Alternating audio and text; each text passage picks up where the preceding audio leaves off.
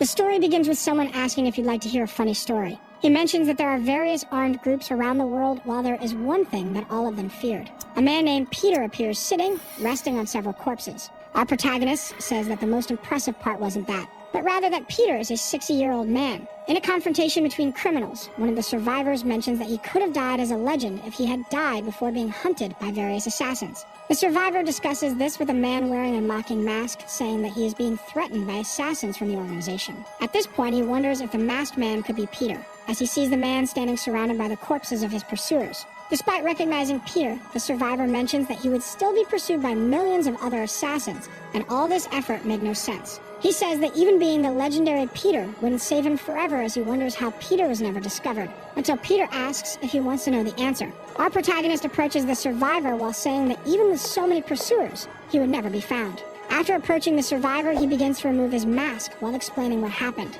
At this moment, the survivor is impressed with what is revealed to him. After discovering Peter's secret, he is killed while wondering if he really is Peter. With that, we go back to 3 months earlier. In a bookstore, an elderly man is putting up a promotion notice while someone tells him he shouldn't continue working. This person orders him to stop ignoring the calls and go visit the hospital. Otherwise, he would die in 3 months while the old man looks at the various medicines he needs to take.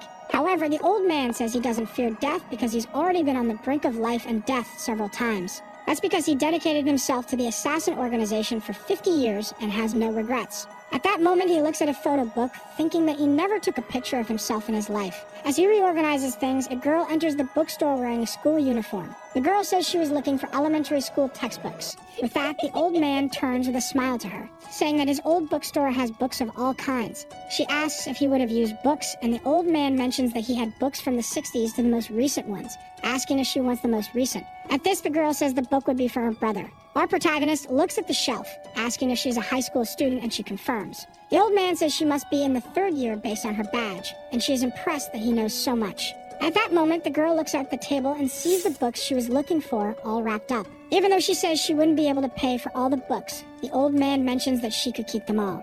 After unwrapping the books, he mentions that at least the books could be used instead of gathering dust. The girl tries to refuse, and the old man mentions that he could see how much she loves her brother, asking her to be good to him while she can. Otherwise, she might regret it in the future. After accepting his request, the girl asks if he ever regretted anything while he was arranging the books. At this, the old man becomes thoughtful, saying that the longer one lives, the more regrets they have. But he knows there's nothing that can be done, as he remembers a girl being taken away with someone saying it was the only way they could survive. The old man mentions that there's nothing one can do about the things they regret. He mentions that even though she might not understand what he's talking about, she should take care of her brother, so as not to regret it later. With that, the old man tells her to leave, saying he wouldn't kill her if she left and ignored trying to kill him. At that moment, the girl realizes that he knew about her plans from the beginning. Our protagonist mentions that he had already memorized the faces of all the students and confirmed it when he asked if she was in the 3rd year, because the school in that neighborhood only went up to the 2nd year, making her understand that she was following his plan from the start. The old man also mentions that she couldn't hide the smell of blood on the knife by using any perfume, since he had smelled that scent his entire life. Seeing that her plan was compromised, she insists on trying to kill him, even knowing that he was aware of it from the beginning.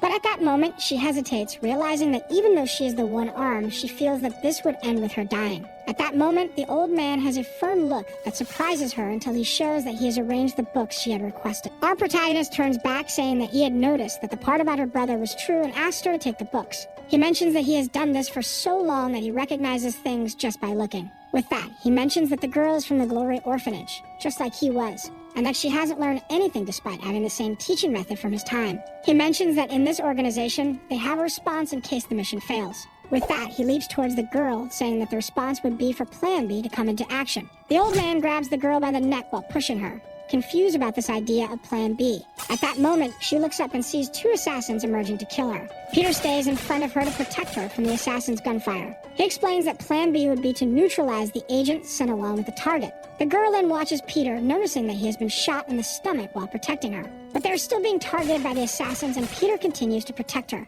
With that, Peter stands up armed, trying to take down the 2 until he notices that they have taken the girl hostage. Because of this, Peter hesitates, being struck by the other assassin with a direct punch to the face. The assassin begins mocking Peter for being defeated so easily. At that moment, a 3rd assassin appears, explaining that despite Peter's feats and reputation, he needed to do this. This assassin was the informant of the boss known as Octopus, saying that not even the legendary Peter could remain incredible while being sick. Peter gets angry and asks why they are trying to kill him. He replies that the boss was upset with Peter, who is confused. Octopus explains that after Peter retired, thousands of people would come after him. That's because a bounty of 76 billion won was placed on his head. Our protagonist recognizes that this was the amount he had accumulated in his life, and the informant confirms it was the same amount. Because the idea was that after his death, the accumulated money would go to whoever managed to kill him. Octopus then becomes obsessed with the idea of getting that money and asks for Peter to be killed by him. With that, the assassin who had hit him attacks again, telling him to die quietly. After a series of punches, he throws Peter into another room. Believing that he had been knocked out, the assassin gets disappointed that it ended so quickly. Octopus approaches to make sure, and at that moment, Peter gives him a gift. A flash grenade is thrown in front of the informant, who is surprised. As they flee, the assassins notice that he had planned to be thrown towards the back door. The informant mentions that he wouldn't get far while injured and orders them to find him, leaving the girl completely in disbelief with everything she just witnessed. Meanwhile, in a public park in the rain,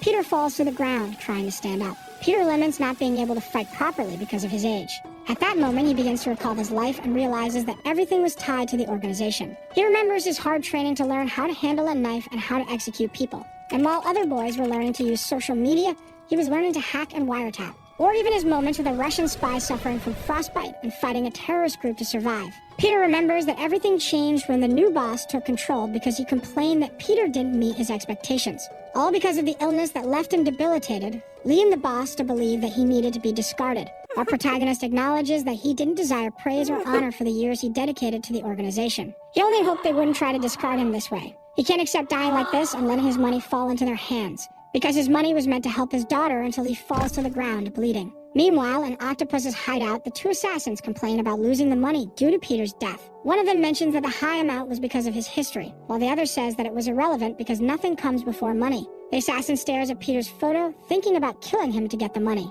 At that moment, someone appears, saying that this was the first photo of him. At that moment, the two assassins turn around and see a man wearing Peter's clothes. But they recognize that it wasn't him because the man had black hair, while saying that it was the first photo taken of him. The man says he doesn't know what happened because when he woke up, he was like that. With that, the assassin grabs his shoulder, trying to push him out, saying that this is not a place for a student. Suddenly, the man grabs his wrist, saying that he knows everything and demands to be taken to Octopus. At that moment, they face each other and recognize that he is also in the same line of work as they are. But he says that when someone from the same industry shows up in their place, they should be killed. When the assassin tries to attack Peter, he easily grabs his fist. The assassin is impressed by Peter's strength in blocking his strike and recalls how easily Peter had defeated him before. Peter crushes the assassin's fist with his hand. While one of the assassins feels his hand being destroyed, the other tries to surprise him from behind with a knife. But Peter manages to counter and lands a series of punches that easily take down the assassin. After knocking him down, the first assassin grabs the knife, asking who sent him. With that, Peter begins to explain that assassins who master cutlery are third class, while those who master all weapons are second class, observing the surroundings.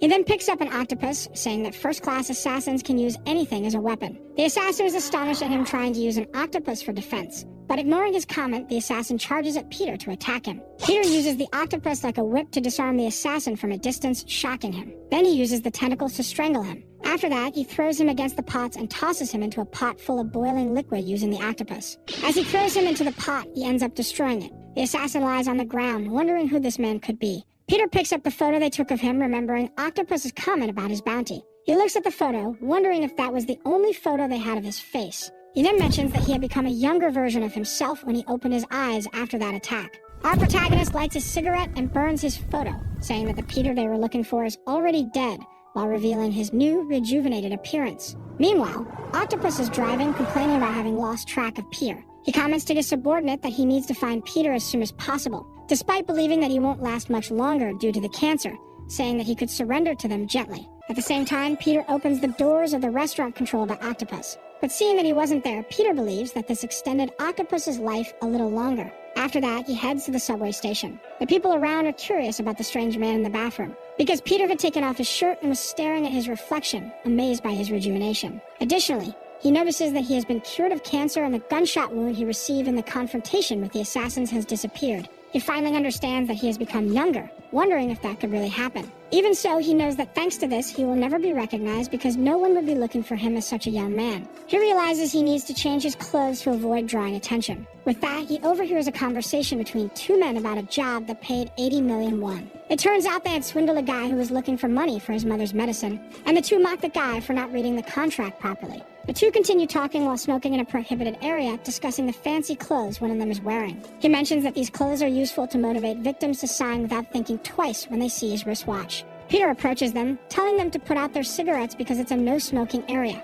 However, this irritates the men who complain, telling him he should use formalities with his elders. One of the men slaps Peter in the face, telling him to leave while he's still in a good mood. After that, Peter walks toward the bathroom door to avoid trouble with those two who laugh at him. But then he locks the door, wanting to end this quickly. At that moment, he hears back to the two men, who start complaining again about him bothering them. Our protagonist rolls up his sleeves, saying he will show them what happens to those who don't show respect for their elders in the East. The man who slapped Peter intends to deliver another slap to get rid of him quickly. But at that moment, Peter hits him with two precise strikes, knocking him down. His partner pulls out a knife and threatens Peter, saying that he doesn't know who they are. But Peter says he recognizes that knife and that the guy is holding it the wrong way. He explains that he would end up cutting his own fingers if he swings the knife like that. The man gets irritated, saying he wouldn't swing the knife while still pointing it at Peter. Our protagonist mentions that someone planning to stab wouldn't leave their arm out front while preparing to take him down. The guy charges at Peter, who dodges and disarms him in a quick move before landing a punch that takes him down. The man starts screaming in pain, and Peter tells him that he didn't stab him because if he had, he'd already be dead. With that, the man asks who he is, and Peter says that although he doesn't care about the business of those two. Peter squeezes his shoulder as he leans in to whisper that if he found out who Peter was, he'd have to kill him. After the scare, Peter warns that his pants won't be of much use as he notices the man wetting himself in fear. As he leaves the bathroom, he checks his phone and discovers that his 76 billion won has disappeared. Our protagonist walks through the station, irritated that they messed with his money, wearing the clothes of one of the criminals. Even so, he acknowledges that this is what his companions are really worth. On the way, he overhears a girl saying that she received a scholarship from the Glory Club. Peter then explains that he grew up in the Glory Orphanage, which was run by a religious organization. 50 years later, the orphanage turned into a cartel with influence in politics and the business world, using a front called the Glory Club. Peter mentions that this was the organization he was part of and that now he will go after it to destroy it with his own hands. Meanwhile, in a butcher's shop, a criminal finds himself being threatened by someone coming to capture him.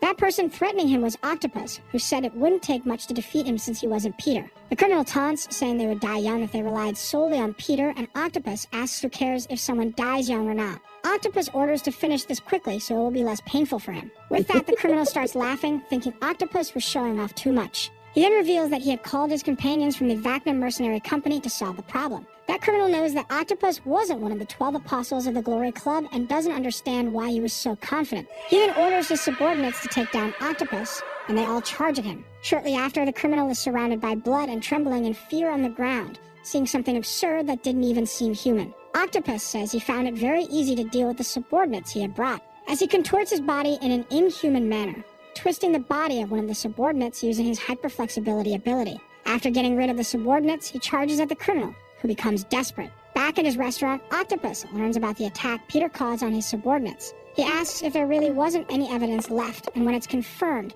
he believes there's only one person capable of doing that. Octopus mentions that Peter was behind it and imagines that he's starting to kill his men while the girl continues to follow him. But he remembers that the bounty on Peter would drop soon, and he should get rid of him as soon as possible. With that, he orders the girl to report as soon as they know Peter's whereabouts while she recalls everything she's been through with Peter. As they arrive at the restaurant hall, they see someone there and his subordinate says they were open. He asks if the man sitting there had made a reservation. The man says he didn't have a reservation, but a grudge. Octopus asks if it had something to do with money, and Peter mentions that it had to do with a large sum. With that, he mentions the amount of 76 billion, knowing it would affect him. At that moment, Octopus orders the doors to be locked and mentions that he wouldn't leave there alive for having some connection with Peter. But since Peter no longer looks the same, Octopus doesn't recognize him and wonders who he could be and what he's planning. He imagines if that man could be Peter's son or disciple and knows it couldn't be either of the two. Realizing he might get information from him, Octopus decides to give him two options. One of the options would be to tell where Peter was and be able to leave alive, while the other would be to stay silent and be killed by his subordinate. Our protagonist starts provoking him while eating the dish on the table, which irritates the informant. He mocks him, saying that no one has ever survived after hearing this. But then he says there could be a third option, revealing that he is Peter. Octopus stares at him, not understanding what Peter was saying. Peter continues to provoke him, saying that despite being so young, he heard very poorly, and that it was he who killed his subordinates. Though Octopus understands that he killed his subordinates, he doesn't believe he is Peter and wonders why he did it. He then orders the protagonist to tell the truth, stating that the weapons were real and asks what his relationship with Peter was. After glancing at the girl behind Octopus, Peter decides there's no other option and decides to speak. He picks up the fu, saying that Octopus just needs to kill him, which would make everything simpler for him. Octopus orders his subordinate to at least make sure he can still breathe, and the subordinate points his gun, confirming he heard the order. But at that moment, he is struck by something in the neck as he tries to fire. As he falls to the ground, the girl notices he has a chopstick in his neck. She realizes that he hit the man's vital point while the other chopstick was lodged in the gun barrel. She stares at him, thinking that he was the same age as her and that there was no one in the Glory Club or even in the country with such skill. Then Octopus gets quite excited, saying he liked the boy, thinking it was purely luck, and asks if he would like to join them. Suddenly, Octopus pulls out a pistol and unloads it in a fury against the boy. But Peter manages to protect himself using the table to shield from the bullets. The informant mocks him, saying that he was still too young and asks if he didn't know that you can't protect yourself from bullets using a table. With that, Octopus approaches, reloading his weapon, asking again where Peter was and telling him to join them because it would be a shame if he died there. He gets close to the side of the table to finish Peter off once and for all. But then he notices that the guy is gone and that the red liquid spread around is just sauce. Octopus continues searching for the boy around the place to get rid of him. Little by little, he starts to lose patience, thinking that he couldn't be a ghost to have disappeared like that. Then he finds Peter hanging from a part of the pillar with his mouth full of something. Peter takes advantage of Octopus turning to him and spits all the sauce he had in his mouth directly at his face. With that, he strikes Octopus' arm to disrupt his aim. Right after that, Peter uses his other hand to dismantle his pistol. After disarming him, Peter begins to hit Octopus, who is unable to react.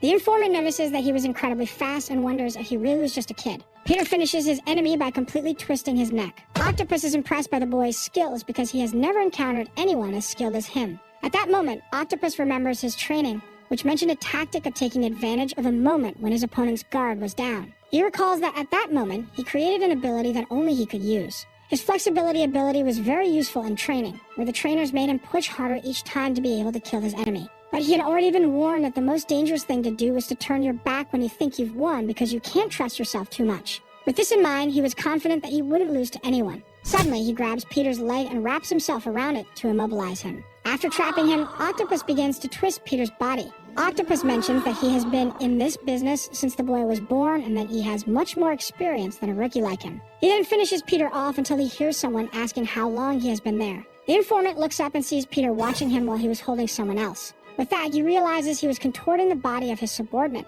who had already been killed. At that moment, Octopus recognizes that his time in this business was telling him that the boy was going to kill him. He understands that this boy might be even better than the 12 apostles of the Glory Club. Understanding this, Octopus cowers and asks to negotiate. He then grabs his subordinate and says he would hand her over because even though she has no experience in the field, she would still be useful. The girl tries to refuse while Octopus orders her to stay quiet because he was trying to negotiate with the boy. Peter agrees and Octopus is pleased, saying that he was a smart young man. With that resolved, the informant flees, saying he would pretend he didn't see anything and that Peter could do whatever he wanted with her while thinking about finding out more about the boy. But Peter mentions the do-or-die tactic that Octopus had recalled earlier. This triggers Octopus to remember his training and everything the boy had said, starting to piece things together. At that moment, he stares at the boy and notices that he emanates the same aura as Peter. Octopus remembers that no one who met Peter survived. Peter confirms what he said as he rushes toward Octopus. Gradually, all of Octopus's limbs and his neck are twisted by a swift movement from Peter.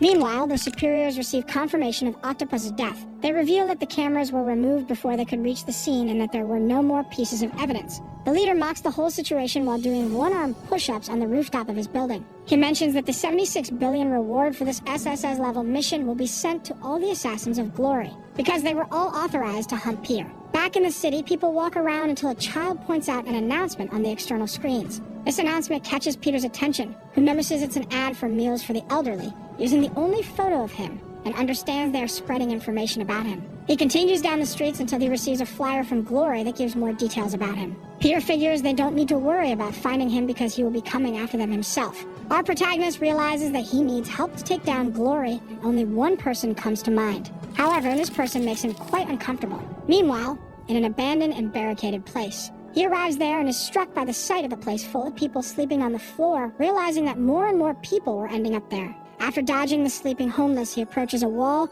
searching for something among the organ sale and prostitution ads, until he finds a gap and, upon touching it, reveals a secret passage. Descending through the secret passage, he finds a luxurious place. Peter recognizes that the place has been restored, imagining it must have cost a lot of money. Then someone appears nearby, threatening him with a point close to his neck. He says that silk clothes and jade china weren't necessary for that person. That's because the person is a blind woman, holding her cane pointed at him while her guide dog stares at him irritably. The woman smiles, saying that even though things had been calm, it seemed like she would need to take care of some bodies. At that moment, she begins to smell him and notices that Peter doesn't smell of alcohol, indicating that he wasn't one of the vagabonds in the area. At the same time, she realizes that he had such a strong thirst for blood that he couldn't be just any thief. To protect herself, she tries to strike him with a cane, asking if he was sent by Glory while Peter dodges the blow. Even though she insists on trying to hit him, Peter continues to evade her attacks, at least until he's cornered against the wall, making her point the cane at him. The girl throws her cane, telling him to be careful because the wallpaper was expensive, and Peter dodges the attack again. He stares at the cane embedded in the wall, starting to think about something. Peter wonders if she's really blind because her skills are incredible, and she even praises herself, until he manages to stop her attack by grabbing her leg and flipping her upside down. Finally, he throws her onto the sofa to end the fight, but then she pulls out a knife, saying she didn't expect Glory to have someone as skilled as him. At that moment, she notices that he no longer had a thirst for blood. She mentions that although it wasn't pleasant to kill someone so skilled, someone had to die at that moment because it was part of their job. With that, she orders her dog, Alexander McKing, to attack him, and Peter notices the dog charging at him. However, McKing ends up being tamed by Peter, which impresses the girl. After they resolve everything and Peter explains what happened, she is astonished to notice that Peter has rejuvenated. The girl touches his face, noting that his skin is much smoother, and wonders if this is really possible. Suddenly, she throws herself on the floor along with McKing, leaving Peter confused. She asks if this was the position in which he had died, saying that she would like to try it too. At that moment, she approaches him again, saying that the method might be the key to the issue, asking what had killed him so she could try the same. After Peter playfully taps her on the forehead, he begins to explain his plan, causing her to question how he intends to confront Glory. Peter mentions that he plans to enter the Eye of the Storm, which leaves her quite confused. Our protagonist explains that he will take advantage of Glory's search for him to place them in the palm of his hand. To do this, he intends to become an assassin for the Glory Club. The girl becomes worried, and Peter acknowledges that it sounds crazy. But then she remembers that since he rejuvenated, no one recognizes him anymore. So while they're all searching for Peter, they'll actually be in the palm of his hand. This thought excites her, and she says that he's a terrifying man, to which Peter responds that she's even more so. However, the girl reminds him that it would be impossible to become a Glory assassin without having come from the Honor Orphanage. She mentions that even he came from that orphanage, while this young version of him is just an outsider who couldn't become a Glory assassin. But Peter says there is a way. The next day in a building, someone asks what he is seeing in front of him. A group of girls is impressed by the handsome new student who is there, trying to catch his attention. It turns out that Peter's plan is to become a student at the Divine Honor School, and thus he becomes the new hot student of the school. To maintain his cover, he uses the name Kim Sunwoo, which the girls, mesmerized by him, even say is a very sexy name. At that moment, a girl approaches, inviting him to the auditorium, and when he responds, the girls are once again impressed by his beautiful voice. As he heads to the auditorium, one of the teachers asks which girl is his type until she is scolded by someone else. Our protagonist explains that although it looks like a normal school from the outside, it is actually a school for assassins, with students being discreetly taught in the assassins class. His goal is to enter that class and become an assassin while blending in with the students at the school. Upon arriving at the auditorium, he receives a message from the blind girl, reminding him that the class only accepts children from the orphanage and asking how he plans to get in. He mentions that there is a rare exception. The girl is astonished that he plans to go that far. So he steps onto the stage and begins to introduce himself to everyone, leaving them impressed. His speech includes his hobbies and talents, and he concludes by saying that he wants to become an assassin. At that moment, everyone is shocked by his statement, including the blind girl and the dog. But this was the plan, because with his speech, Peter caught the attention of the assassins class, knowing that this would get him recruited by them. To calm the situation, he mentions that he wants to be an assassin who is also good at academics. This motivates the students who recorded the presentation to start mocking him. But then a guy appears, pushing a girl who was recording the presentation. A group of students gathers in front of the protagonist, who recognizes that his plan has worked. Then the guy who pushed the girl asks if he had seduced a girl named Yejin, leaving Peter confused. The guy starts crying while complaining about the protagonist. It's revealed that his name is Yang Yisul, and the girl he mentioned was his girlfriend for 22 days and the most adored girl in the school. But when Peter arrived, she started getting excited about him, and Yang says she was stolen by the newcomer. Yang decides to take revenge on him and charges at Peter while he tries to talk. That boy is known for having managed to conquer the entire Mappo district with his fists. But when Peter retaliates, Yang feels death approaching as the protagonist stares at him with a fixed gaze. He imagines he's about to be defeated, lamenting that he couldn't protect Yejin, even though he never actually tried to do so. But then Peter stops just before hitting his forehead and merely flicks it. With that, Yang falls unconscious, trembling after being defeated by Peter. The problem is that at that moment, a staff member arrives complaining about them fighting at school and holding a red card. He starts pulling Peter's cheek, asking what his father does for a living, and the protagonist responds that maybe he's dead. As Peter is taken away by the teacher, Yang keeps complaining about being held back, trying to come up with an excuse for his defeat. At that moment, the members of the Assassin's class wonder what they should do about Peter. The decision is to try to find out more about him because it could be fun. In doubt, they believe they could simply kill him. At the same time as the protagonist continues to be pulled by the teacher, the girls keep praising him, until Octopus's subordinate girl finds him and becomes worried about why he's there, imagining that Peter's plan is to take everyone down. The next day, the subordinate, named Unbeal, hears someone asking if they could sit next to her. She's startled to see the protagonist and asks what he's doing there, and Peter responds that he's been followed by the students and asks why she isolates herself. Unbeal says she's not hungry, even though she's taken an absurd amount of food, which surprises Peter. At that moment, she begins to remember their last encounter.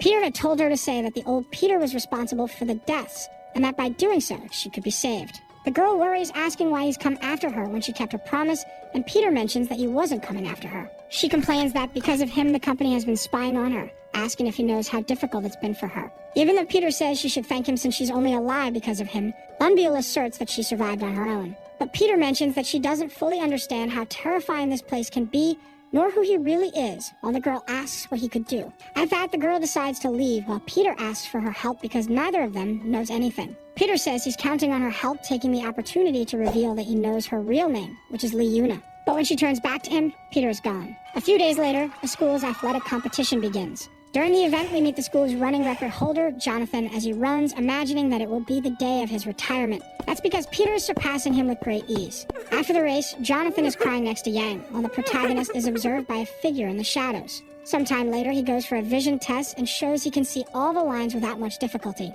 Next is the home economics class, where they have to learn how to cut fruit elegantly. The teacher asks if he has ever cut fruit before, telling him to be careful with the knives. After preparing, he manages to create a huge apple rabbit, making the teacher believe it's so well done that it looks like it's breathing. At the same time, some students surround the teacher who scolded Peter, saying they won't clean up anything while recording the teacher's reaction. They ask what he could do besides lowering their grades and complaining, and the teacher tries to assert himself without any effect. The students mention that he could have his license suspended for emotional abuse due to his questioning. When he tries to assert himself again, the students get irritated with his words. At that moment, the group leader throws the teacher against the equipment behind him. He mentions that more frightening than lowering grades would be having his teaching license suspended or even being fired, and then his friend says they should post the video. At that moment, they see Peter approaching them with a cup in one hand, a trash can in the other. Our protagonist asks if they attack the teacher and tries to intimidate the three into staying out of the matter. Peter asks what will happen if he doesn't, and the leader spits on his clothes and starts laughing afterward.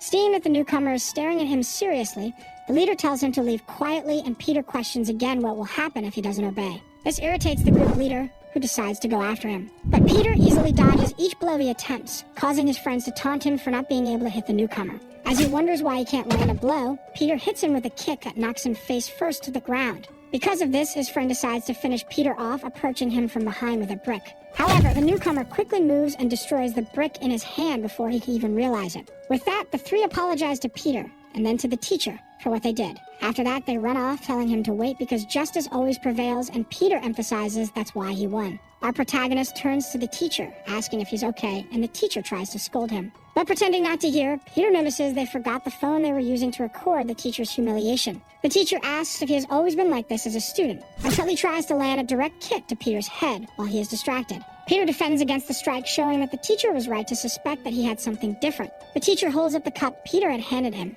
mentioning that even during the fight, Peter didn't spill a single drop of coffee. With that, he wonders where and why Peter learned these fighting skills. At that moment, Peter reveals that he seeks revenge but keeps hidden who the targets of his vengeance are. Explaining that he has lost everything he had accumulated, Peter says that he is just like the dead. The teacher asks if he plans to join the volunteer club while displaying a firmer and more imposing stance. This was all part of Peter's plan because he wanted Professor Lee Guangyu to take an interest in him. Guangyu is the instructor for assassins from the Glory Club at that school. It turns out that at the school, there's a volunteer club where students can potentially become glorious assassins, and the teacher recognizes Peter's talent. With that, he takes Peter to the volunteer club room, where glorious assassins are promoted. Upon arriving in the room, Peter is surprised to find that it's just a room with a group of normal students who don't seem out of the ordinary. Guanju goes to the front of the room and orders them to pay attention. When the teacher explains that Peter will be working with them, Yuna is once again impressed by his decision to join that club. She becomes worried as Peter stares at her, while he wishes she wouldn't say anything. To try and help her relax, Peter winks at her, and Yuna wonders why he did that, imagining she might be his next victim.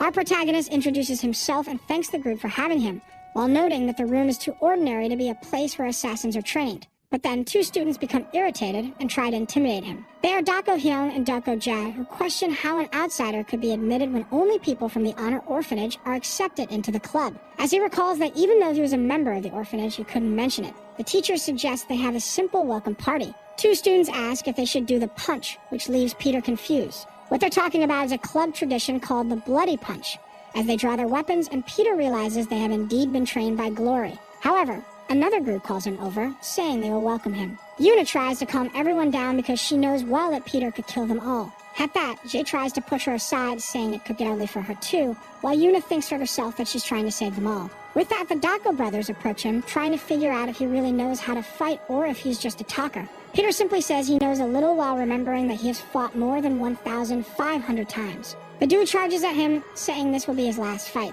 but Peter manages to hit both of them simultaneously. Jen complains that this place isn't for just anyone because people don't understand what they're risking their lives for. Jen mentions that their desire is to become the world's greatest assassin, just like their idol. This idol is known as Apostle Peter. They mention that this isn't a place for a nepotist like him. After backing off, Peter says he's tired of this fight. He's had enough of one completing the other's sentences and tells them to attack together. The Dako brothers get irritated and charge at him together again, saying they'll show what their 18 years represent. Peter recalls that he has lived for 65 years and shows a little interest in what they're saying. Even so, the two manage to emerge victorious, trying to show off despite being exhausted and drenched in sweat. With that, the students boast that the newcomer only fled out of fear because he couldn't react. At that moment, Peter walks through the corridors until he is approached by Yuna again. She asks if he's underestimating the volunteer club, saying he can't fool her. The girl mentions that she was watching him during that fight. It turns out that during the fight with the duo, Peter didn't use any strength to face them. Even though Peter tries to use the excuse that he always does his best,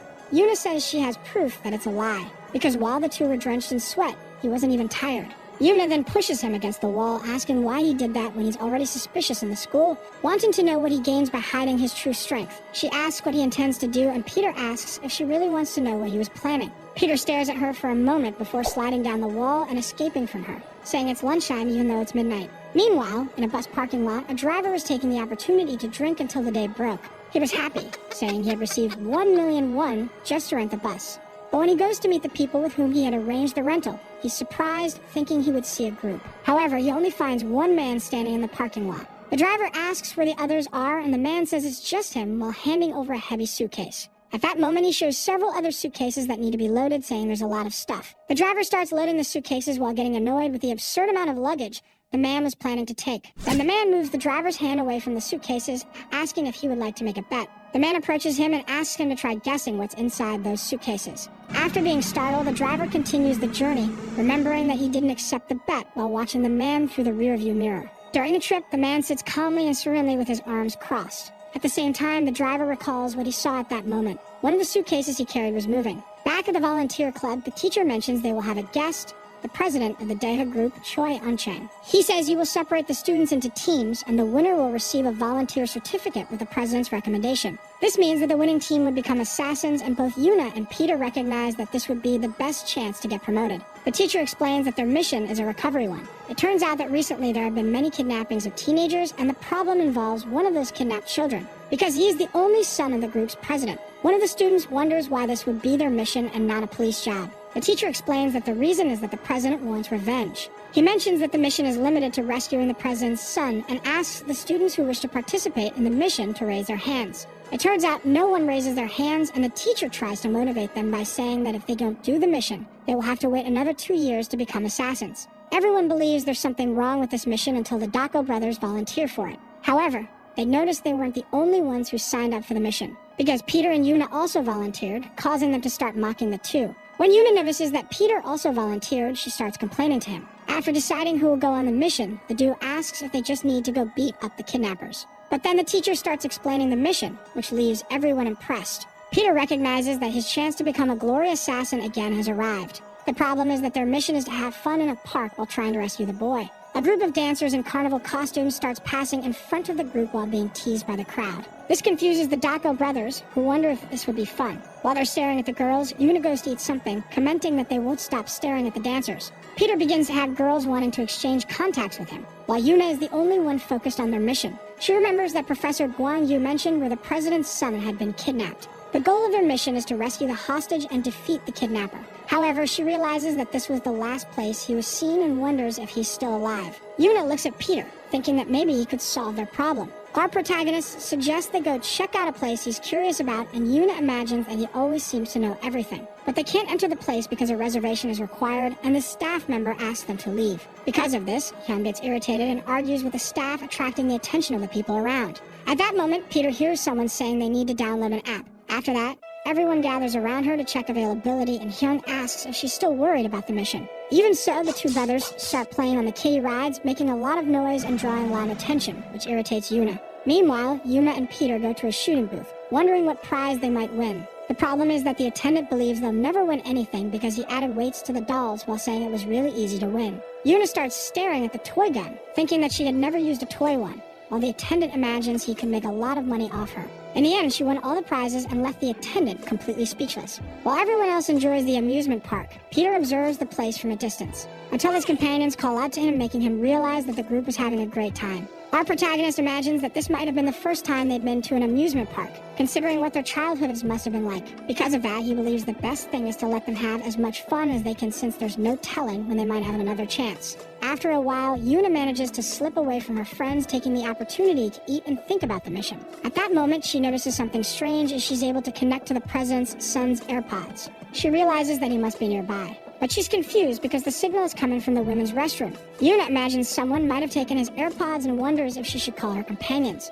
She decides to enter the restroom first to get an idea of the situation. At first, she doesn't see anything unusual, even though the AirPods signal is coming from a girl applying makeup. Afraid she might be wrong, Yuna decides to talk to the girl carefully, not revealing too much, while keeping a friendly smile. The problem is that her smile is so sinister and sadistic that the woman gets scared. At that moment, the woman's boyfriend shows up and she says that Yuna came up behind her trying to hit her. Hearing his girlfriend's comment, the guy approaches Yuna, thinking of confronting her while Yuna tries to explain what happened. He raises his hand to strike Yuna, and his girlfriend complains, saying she only wanted an apology. But he says he's going to hit her first, which makes Yuna alert to his movements. Meanwhile, the three others are wandering around the park, wondering where she could be, and Peter assumes she just went to get something to eat. Moreover, Peter says they don't need to worry about her. Because she can handle anything dangerous that might come up, Yuna uses the guy's movement to flip over him. She then grabs onto his back, threatening to shove the lollipop stick into his ear. But at that moment, she realizes she overreacted and acted on instinct, avoiding killing him. After letting go of the girl's boyfriend, she gives him her lollipop as he trembles in fear, then turns back to talk to the girl. She grabs the girl's face again and asks where she got the AirPods. Meanwhile, Peter checks his phone and doesn't notice the crowd gathering to watch him because he's so handsome. Yuna manages to reunite with the group, saying she found the AirPods and knows where they were lost. Peter says they thought of the same place and she's confused. It turns out that because the park is so crowded and lively, the kidnapper must have looked for a place where someone screaming or jumping on others would be normal. He points out that although the tickets for the haunted house showed as sold out, they hadn't seen anyone going there all day. Yuna and Peter realize that the place they should be checking is the haunted house. The Dako brothers say the fun is over and they should focus more on the mission because they don't know what might happen. But Hyun keeps holding onto Yuna's clothes, irritating her as she says he claimed he would lead the way. While Hyun and Yuna argue, Peter continues staring ahead and walking forward, confused, because there was no one at the attraction. He recognizes the danger and tells them to be prepared, which confuses Hyun. Our protagonist mentions that their mission is about to begin. But at that moment, Peter realizes the true purpose of this mission. The purpose was for them to be kidnapped by the culprits to get close to the hostage. Before passing out, Hyun manages to see a man approaching them. At that moment, Professor Guan Yu bursts into the director's office, furiously demanding that he call the students. The director says he can't reach them, and Professor Guan Yu mentions that this mission wasn't so simple. He then mentions the name Park Sang-do, which makes the director concerned, because Park Sang-do was a former apostle candidate who was expelled from glory for being uncontrollable. Even so, the director mentions that there shouldn't be any problems because the students had learned enough and could handle it. However, teacher Guan Yu is frozen, sweating profusely as he recalls Sang-do's behavior. At the moment he shows something to the director is shocked. Meanwhile, in a warehouse full of suitcases, Peter and Yuna are tied up and bound to a column. Sang-do is impressed that they knew chloroform was used to knock them out. He recognized this because people knocked out by chloroform typically pass out with their mouths open, while Yuna's mouth was closed. Back with the director, he is desperate upon seeing what the professor had shown him. His mechanical leg as he says that Sang-do is an extremely cruel person. Guan Yu complains that there's no time to be stunned. They need to save the students. Yuna notices that he had figured out she was awake and wonders what she could do. But Guan Yu warns the director that if they're discovered, Sang-do would cut off their legs while the kidnapper prepares to grab Yuna. As he's about to grab Yuna's neck, her phone starts ringing. He picks up her phone to see who's calling. When he answers, Professor Guan Yu recognizes Sang-do's voice. Taking advantage of this, Lee threatens to come after Sang-do and kill him if he dares to touch a hair on his students' heads. Sang-do remains calm, asking why so much violence. He asks if Guan Yu is afraid that he'll cripple them just like he did to the professor. This infuriates Guan Yu, while Sang-do asks if he would like to make a bet. The bet would be on how many pairs of legs would still be intact by the time he reaches the hideout. If he guessed correctly, Sang-do would spare the president's son, and ask the professor what he would like to bet if he was wrong. The director is surprised to see Guan Yu trembling with fear at the situation. With this conversation, Guan Yu becomes desperate, demanding to know where they are and trying to talk to Yuna and Peter. At that moment, he orders them to search quickly because they must have already become targets, while Sang-do warns them to hurry because he will start soon. Yuna opens her eyes and tries to see if she can talk to Peter, noticing that he was really sleeping, which irritates her because he's asleep in such a dangerous situation. She starts thinking about what can be done while taking off one of her shoes. Peter asks what she's doing as she puts her foot on his face, revealing that he wasn't even asleep. The girl says she was trying to wake him up by pinching him, and Peter teases her. After that, she starts hitting her bound wrists against her legs, saying she's using what she learned in training. But at that moment, Peter shows that he's already free and asks what she's still doing, revealing that he had freed himself some time ago. It turns out he had freed himself discreetly in case something happened. Yuna tries to explain that the kidnapper was a former member of Glory, and Peter says he already knew that. He asks if she likes making bets, which confuses Yuna.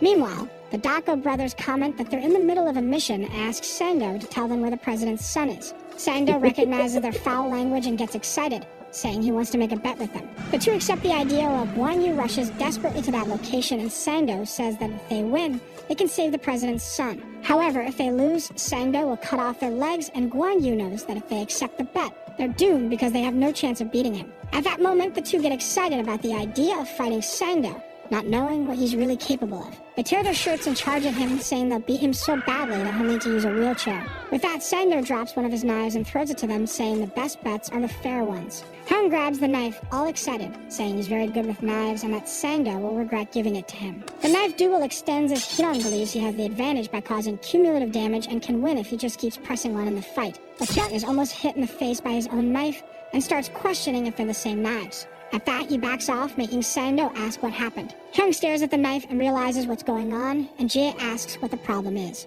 It turns out the knife he received wasn't sharpened, and Sang-do looks at them with a sadistic smile. At that moment, Peter and Yuna arrive in the room to help, but Hyung tells them to stay back, which impresses Yuna. They say this fight is theirs and that the two of them can't interfere. They believe that if they can't win this fight, Yuna and Peter won't have a chance, so they must stay behind. With that, the two prepare to fight, saying that Sang-do doesn't know what their motivation to fight is. At that moment, they remember the last challenge at the orphanage, called the Hell Month. In this challenge, instead of receiving water or food, they were given only a pistol with a single bullet. Their goal was to survive amidst the wild beasts that surrounded them during this challenge. They recall that the bullet was used for various reasons, such as hunting or betraying their friends. In some cases, it was used to free themselves from that nightmare. However, the two refused to give up and tried to survive by any means. Throughout the challenge, they kept the bullet they received, because they knew that the two bullets they had would determine their fate someday. After that month ended, they discovered they were the only survivors out of 181 children from that generation of the orphanage. During that time, they heard about a boy their age who became known as Apostle Peter,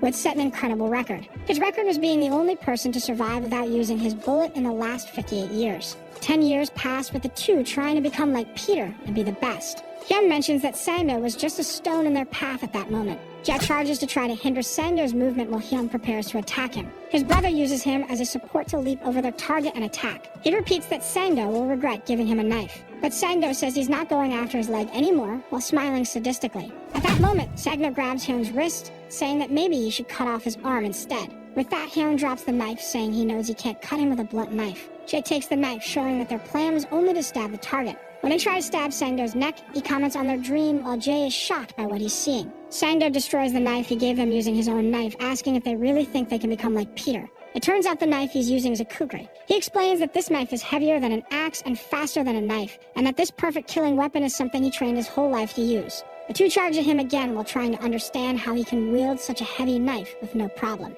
At that moment, Sangdo attacks them, demonstrating that he's not an ordinary man. In a quick movement, he strikes all their limbs and knocks them down with no effort, making them realize that this guy is a monster. After being knocked down, they plead with their partners to run away. Yuna panics and Sangdo mentions that he won't kill them because they're just kids, but he says he will collect his reward from the two. He then prepares to cut off a leg from each of them. Meanwhile, Won-Yu continues to panic, wishing that Sangdo won't harm his students, willing to give up his other leg to save them. That scene shocks Yuna, who becomes worried that he might actually cut off their legs. At that moment, he hears someone offering to make a bet. Peter offers his arms and legs, saying he's willing to give up even his neck, which catches Sangdo's attention. This excites him and he accepts Peter's bet, acknowledging it as expected of a glory member. Once again, Sangdo hands a knife to his enemy, saying the conditions must be fair. Yuna panics, afraid that Peter might take the knife, but he refuses. Our protagonist shows a floral tray, saying that it's more than enough. Sangdo starts laughing, saying that Peter is hilarious, while Yuna goes to help her partners. Sangdo then charges at Peter, saying he won't go easy on him. When he tries to land his first strike, Peter dodges with a step back.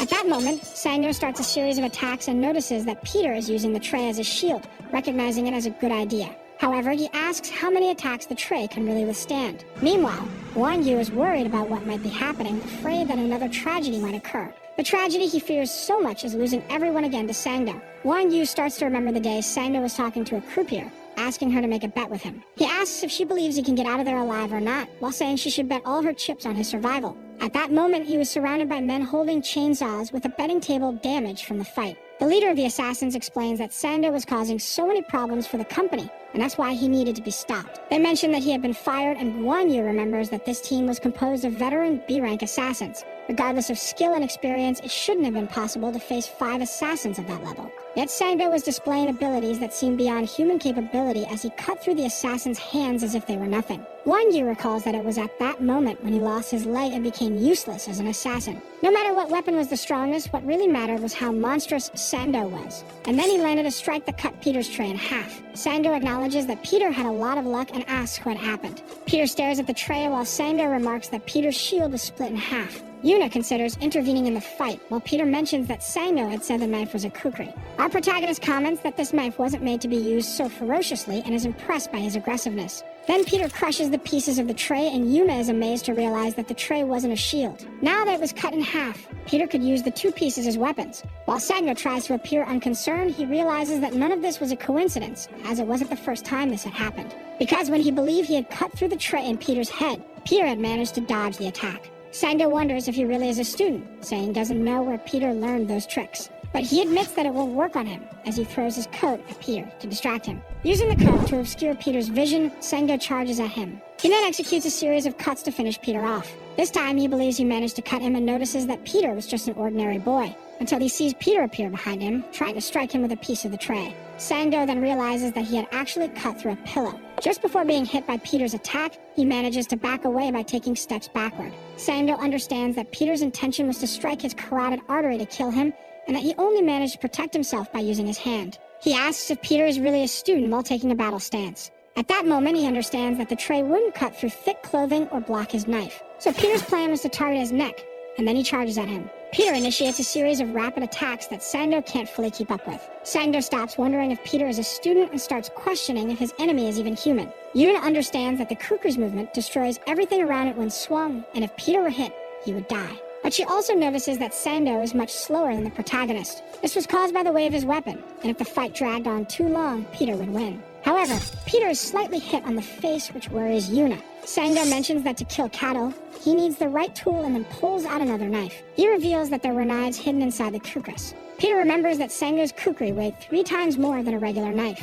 By getting rid of it, Sangdo's speed was no longer affected, and Peter loses his advantage. With that, Sangdo begins a series of attacks that Peter must defend against using his improvised weapons. Yuna notices the change in Sangdo after he got rid of the kukris. But she also realizes that those knives were designed for stabbing and wonders why he's using them in this way. Sangdo looks to land a direct strike to finally end the fight. When he's just inches away from striking Peter's neck, his hand locks up and opens. His hand drops the knife and he is shocked by this. Peter asks if he couldn't put any strength into his hand after seeing the knife fall. At that moment, Sangdo realizes what Peter's plan was all along. It turns out that Peter's target wasn't his neck. His goal was to hit Sangdo's hands, and then Sangdo notices his hand completely cut and covered in blood. Our protagonist starts talking about the muscles and nerves in the hands, explaining that they are necessary to hold something. What Peter did was cut each one of them using the weapons. He explains that from the beginning, he had no intention of killing Sangdo. Sangdo begins trembling, incredulous at what just happened. That realization made Sangdo understand that his enemy was no ordinary student, and he wonders how many men that boy had killed so far.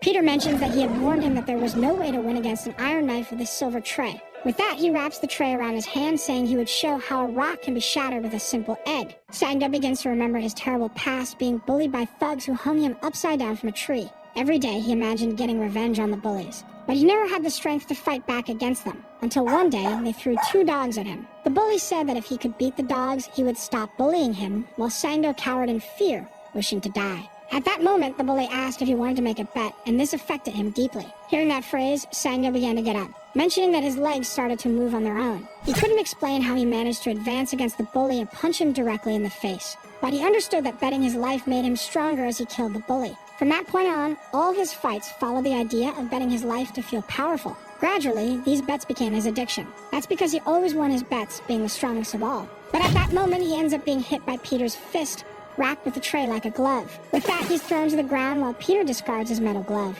Yugen is impressed by the fight, and Peter charges at Sangdo, who becomes desperate to keep him at a distance. At that moment, Sangdo pulls out a grenade and orders Peter to kneel. Otherwise, he plans to blow up the entire place, pointing the grenade at the suitcases. Sangdo reveals that he had put the kidnapped children inside the suitcases, including President Choi's son. The girl is shocked by his actions, imagining that if he detonated the grenade, everyone would die. The kidnapper mentions that there's a gas pipe in the ceiling that would kill everyone if it exploded. He then orders Peter to kneel again, and Peter tells him to go ahead and try to detonate it. Peter grabs the grenade and shoves it into Sangdo's mouth before he even realizes it. He then explains how a grenade works, saying that Sangdo can't open his mouth or he'll die. After pulling the pin from the grenade, Peter clenches his fists, saying that this is what a real threat looks like. Our protagonist takes the opportunity to beat Sangdo while he has the grenade in his mouth. Afterward, Peter puts the pin back in and tells Sangdo to stop crying and get up. Peter mentions that he's not done yet as he holds the grenade he took from Sangdo's mouth. Sangdo says he didn't want to resort to desperate measures as he tries to get up. Yuna once again worries about what the kidnapper's next move might be. But at that moment, Sangdo kneels down crying, begging them to call it a draw. He promises to pretend that he never fought them and would release all the children as long as they end the fight right there. Finally, Guan Yu arrives at the kidnapper's hideout, worried about his students. But he's greeted by a completely destroyed Sangdo, nowhere near the terrible man he once was. Peter appears, supporting his colleagues, while Yuna stands beside him, smiling slightly. With that, the incident was resolved, and the kidnapped children were successfully rescued. Meanwhile, Sangdo is placed in a black bag, complaining and asking them to say it was a draw. He is then taken to the Glory headquarters, and Guan Yu's nightmare finally ends. Peter's group gathers, with the Dako brothers boasting about their teamwork. While Guan Yu wonders what might have happened, Peter tells Yuna to cover up properly to avoid catching a cold. Sometime later, they are promoted to D-rank assassins. But this leaves the Dako brothers furious for not getting a higher rank, and Yuna gets annoyed with them. They take the elevator, descending several floors until they begin to worry about how much further they will keep going down. When the elevator doors open, they are met by 2 enormous women,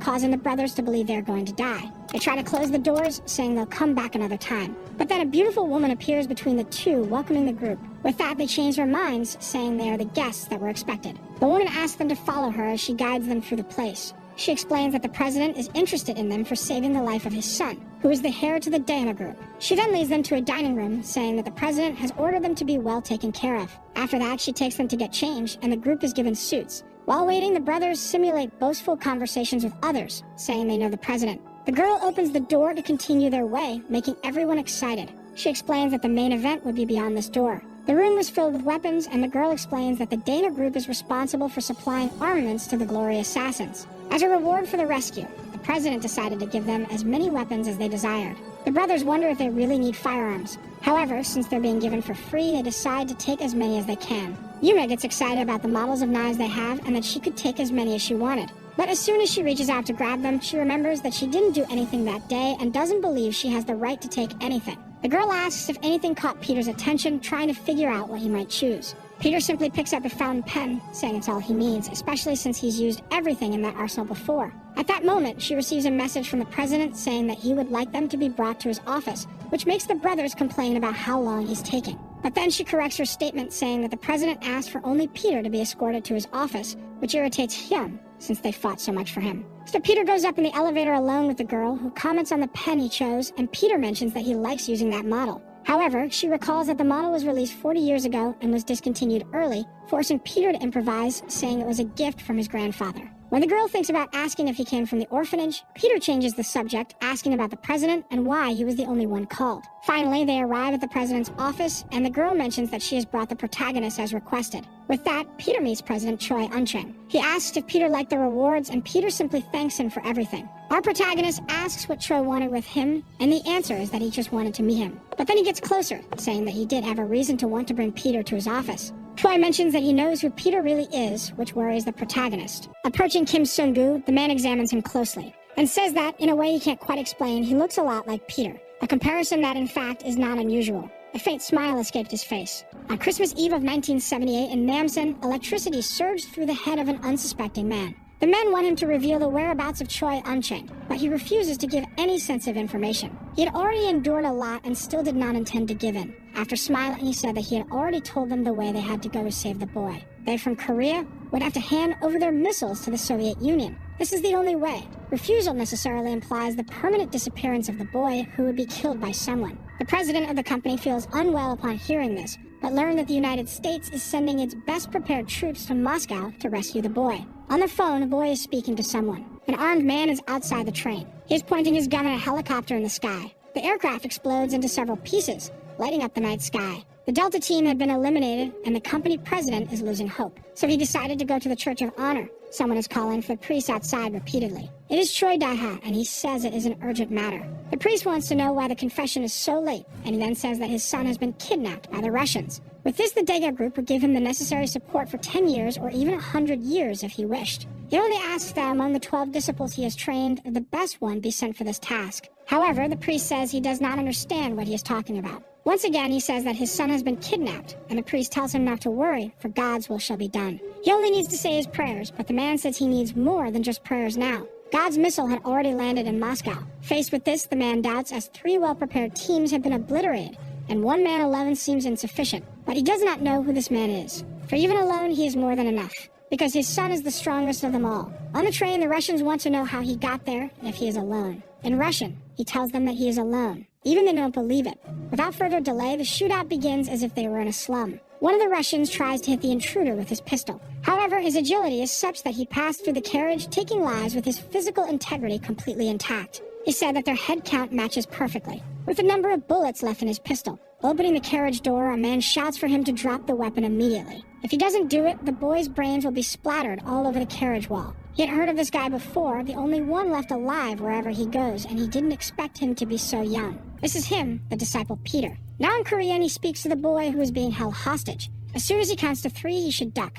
The boy didn't understand at first. The countdown starts, and the Russian becomes apprehensive about their communication. Halfway through, he orders the intruder to kneel. The countdown ends, and he threatens to kill the boy. With that, the coin was thrown with brutal force. The boy managed to duck, while his captor was fatally struck by the coin. In Russian, he apologizes to the KGB agent and bids him farewell. Terrified, the boy thanks his savior. Asking if he is Korean too, he said he would never forget this kindness. In fact, he would repay him for what was done. Placing a hat on the boy's head, he said he wasn't there to save him. He was there to ensure the future of the Daha group, and if he understands that, he should stand up immediately, because they had a long way to go before they reached home. The boy thought the guy was really cool. 40 years after the incident, he hasn't forgotten the face of his savior because he is only alive today thanks to him. Looking at the boy, he asks if that's correct and calls him Peter once again, and says that he must certainly be a relative, a grandfather, for the resemblance is very strong. It's been a while since someone made him feel so scared like this, however. That fragile boy he once saved had turned into a very bold man. I heard that he chose only a pen among the armaments, and the young man says that it's enough for him. But he can't let that man's grandson leave like this. It's a modest gift, but he hopes it will be accepted. A long time ago, his grandfather used something similar to save his life. It is the pinnacle of this company's technology, the St. Petrus V4. Its engine is powerful and it reaches over 500 kilometers per hour unofficially. It has a stealth function with a single blocker. And with it, there's no need to worry about GPS or anything of the sort. I sold the motorcycle, he says, asking if that was really necessary. The other two talk, exchanging subtle barbs. They ask the woman if they could exchange all the weapons they had taken, but she refused. A helmet is thrown into his hands, and he asks what she's waiting for. He should hurry and get on the bike, and the other guy says he should be the one to drive it. There's a call from Professor Guan Yu on the phone. Answer it. He asks if his student managed to have some fun. People from Glory want to speak to him, and he assumes it's a meeting of assassins, wanting to know more about the newcomers who are already well employed. This made them a bit suspicious. They didn't like being called newcomers in the business. They are dedicated rookies, and they follow the motorcycle with their electric scooters, which are too slow. At the end of the call, the professor told them to go, and show everyone that the rookie is a monster and is here to stay. Being popular is tiring, and indeed, they are curious about them because they assume they were ranked S. He wants to know if Yume is ready, but he thinks the other two are too impatient. The door in front of them is still closed. It was time for them to go inside. Yuna is impressed by everything she is seeing now. She didn't expect that this was the place where the revelations are received. Revelations are the missions that Glory's assassins receive based on their rankings. Simply put, it's where they receive their revelations. In the center of the church, the faithful line up to receive the host. Attached to the small piece of bread is a note with the mission details. Low-ranking assassins receive their missions this way. The two fools are curious to know what ranking they received. However, they don't understand the message. Behind the bread, it just says, fight. This is their first time, and they don't give missions to rookies. One of them thinks they weren't recognized, and the other says that if they were, they would have received something. For rookies, they are given a little of the new blood, which at first glance smells really good. Thus, the content of the chalice is poured over one of their heads. The priest asks if he liked it and if it tasted good. They were already expecting these two Class D buffoons. They're just two idiots who can't tell the difference between chocolate and poop. Irritated, he asks if the priest is one of them. It doesn't take long for the assassins to gather in the center of the church. Stretching, they are preparing to beat them up, and they won't go easy just because some of them are elderly who rely too much on their ranking classification. Trying to intimidate them, they say that the fools have no idea what it really means to be Class D. And of course they have no idea at all. Delivering the first kick, he says they weren't born to be Class D. They should remember the Dako brothers who will become rank as disciples. Now it's time for them to stop wasting time. The priest needs to defend himself, and they begin to praise the boys who weren't intimidated in front of the seniors. The girl is impressed with the progress of the brothers who seem much more confident. One of the assassins is preparing to retaliate now. The smaller one had disappeared from his field of vision. Then one of his legs is suddenly grabbed. One of the brothers is now holding that man. With him immobilized, he shouted for his brother to act quickly. This is the perfect opportunity for him to use all his physical prowess. While blood drips on his face, they ask him if he dreamed of being like Peter, because he did the same thing when he was their age, but now he needs to show them the real world. And he will also stop wasting time now. The two just watch as the screams echo in the air. He is worried about Ja. However, his face is already being punched before he could react. Yuna shouts for them to stop. Then an assassin stops behind them and asks how it feels to see the real world. His director Jang ranked B. That old man trained his whole life to reach rank B, and those who achieve it are known to be special. Rank D only targets regular people. There are a total of 336. The C rankers deal with mafias and similar groups, and there are 200 in this category. Those in the B rank encounter other assassins in their missions, with a total of 100. In A rank, the jobs have a national impact, and there are only 36 people at this level. As long as you're an assassin, you must hold your knife until death. You must give your all until you're vomiting your own blood. To reach A rank, a lifetime of dedication is required, however. Effort alone won't take you to the top. At the top are the 12 disciples. They stand above everyone else. Already beaten down, the old man asks if the boy wants to know how to become a disciple. But he doesn't understand what the old man is trying to say. Continuing the beating, he says that one needs to be reborn. Once again, his face is smashed into the ground due to the blows. Then he asks if he has any idea how arrogant he is, and that if he wasn't an orphan, he should go back to his mother's lap. Yume is still terrified by the scene and tries to intervene. And the director says she should be grateful for being D rank, as she has no skills to be an assassin. But if she does half of what her former boss did, maybe she could buy medicine, and then his hand is grabbed by someone. The young man tells the senior not to cross the line, and he doesn't know who this boy is. Irritated by what just happened, he asks if the boy wants to fight him, to which the boy remains silent. Then he remembered when he defeated Park Sang-do. Because he is talented, it's only a matter of time before Glory suspects him, and everyone would be at risk because of it. And to take down these guys, he needs to hide behind the image of being a mere D rank. The director slaps his face, saying that he's too arrogant while adults are talking. Continuing to hit him, he says that he just wants to appear strong in front of the woman beside him. Then he told the director that he could hit him as much as he wanted, and the director paused to listen. But he didn't say anything more after that. All he wants is to take the other two to the hospital, because one is unconscious and the other has a deep wound and their lives are at risk. You don't speak of the disciples, he learned this well, so he asked please. Hearing this, the director lost his motivation and said that they were done there. However, he extended his hand to the boy, asking him to give up his volunteer license. He looks at the director without showing any reaction. He should come back to get it when he's grown and strong. Thus, the four are outside the church. The most beaten among them asks what that was all about. They don't know what to say to the teacher when he learns that they lost their licenses. Then he apologized to Yuna, Kim, and Sungo because they couldn't protect them. But it was good that they didn't get involved. Otherwise, the situation would have gotten worse. As the leader, he wants to show them only the cool side of life. With a helmet placed on his head, someone calls the leader to go, because it was time for them to get something to eat. At least that managed to cheer them up a bit. On the highway, the motorcycle makes its way. Yuna is riding at the back. There are a few questions she would like to ask Kim. She wants to know what she could do to become stronger. In response, he tells Yuna not to ask him stupid questions and wants to know the reason why she desires this, but Yuna says she's just asking. Continuing, she wants to know if Kim is okay, but he wants to know in what sense. All their licenses were confiscated at the church, but Kim says that if you're weak, things get taken away, and Yuna didn't like this response, yet doesn't change the fact that they're weak. On the back seat, Yuna holds him tighter and tighter. Everything that happened at the church was too complicated. Then she clutches Kim's jacket, feeling desolate. He continues looking at the road ahead of him. This situation was too annoying to deal with. At night, thinking about it is refreshing. Fighting for their place against idiots is too boring. If anything, they can find another job, but among them, there was something special. Without knowing exactly what the director says, it was the one who was with the woman. His gaze was especially violent, and he realizes that there's a man there. And this man says that the boy won't be able to become a man now. They want to know if he came back to take more hits, but he says nothing, and they ask if he ignored them on purpose. Kim wants to know what they really intend to take this matter so far. For the director, the boy hadn't been beaten enough, so they was going to teach him a lesson, but Kim interrupted because he was there to show them something. Skills they had never seen before and would never see again, the skills of a rank S disciple. For now, they still don't understand what's happening inside the church. So he asked the boy if he had mentioned anything about the skills of a disciple. He then began to laugh uncontrollably, as he's been in the business for 14 years and has never seen one. The boy doesn't know how the world works, so they are going to beat him up and send him away to reflect a little.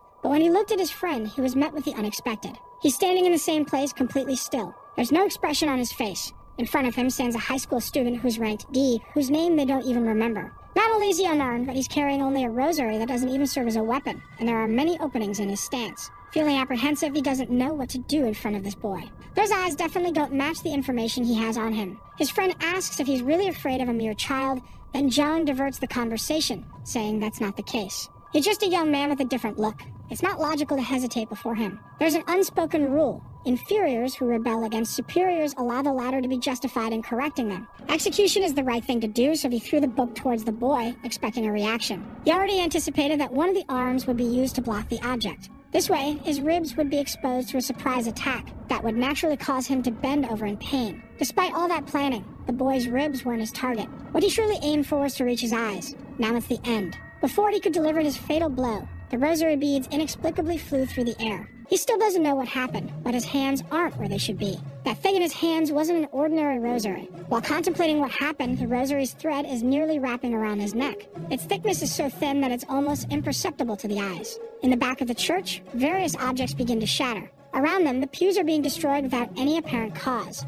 Everything is happening too fast, and he still can't grasp what's going on. Indeed, there won't be time for him to understand what happened, as his head is asking for a divorce from his body. It was almost a hallucination for him. Terrified, he puts his hands around his neck to ensure that his head is in the right place. Then he's scolded by his colleague, who said that John was too distracted at a crucial moment. But it wasn't just distraction in his head. He was utterly terrified. Looking at the young man, he knows he can't do anything against him, because in his mind he's already died thousands of times trying to attack him. With nothing happening so far, the three of them are staring at each other in the church. With his years of experience, he learned one thing. He can sense if he's capable of defeating his opponent before the fight even begins. Even so, he had never felt that before. That boy is simply terrifying. He's on a completely different level than anything he's ever seen in his life. Never in his imagination did he conceive of someone with that kind of murderous aura. Remembering the slaps he gave him earlier, he doesn't know what to do. He'd rather die than face the consequences of that. Still lost in his thoughts, Kim looks at them without any hurry. However, he had approached Jung, who unexpectedly says that he was wrong. He desperately begs for forgiveness, admitting he was wrong to behave that way.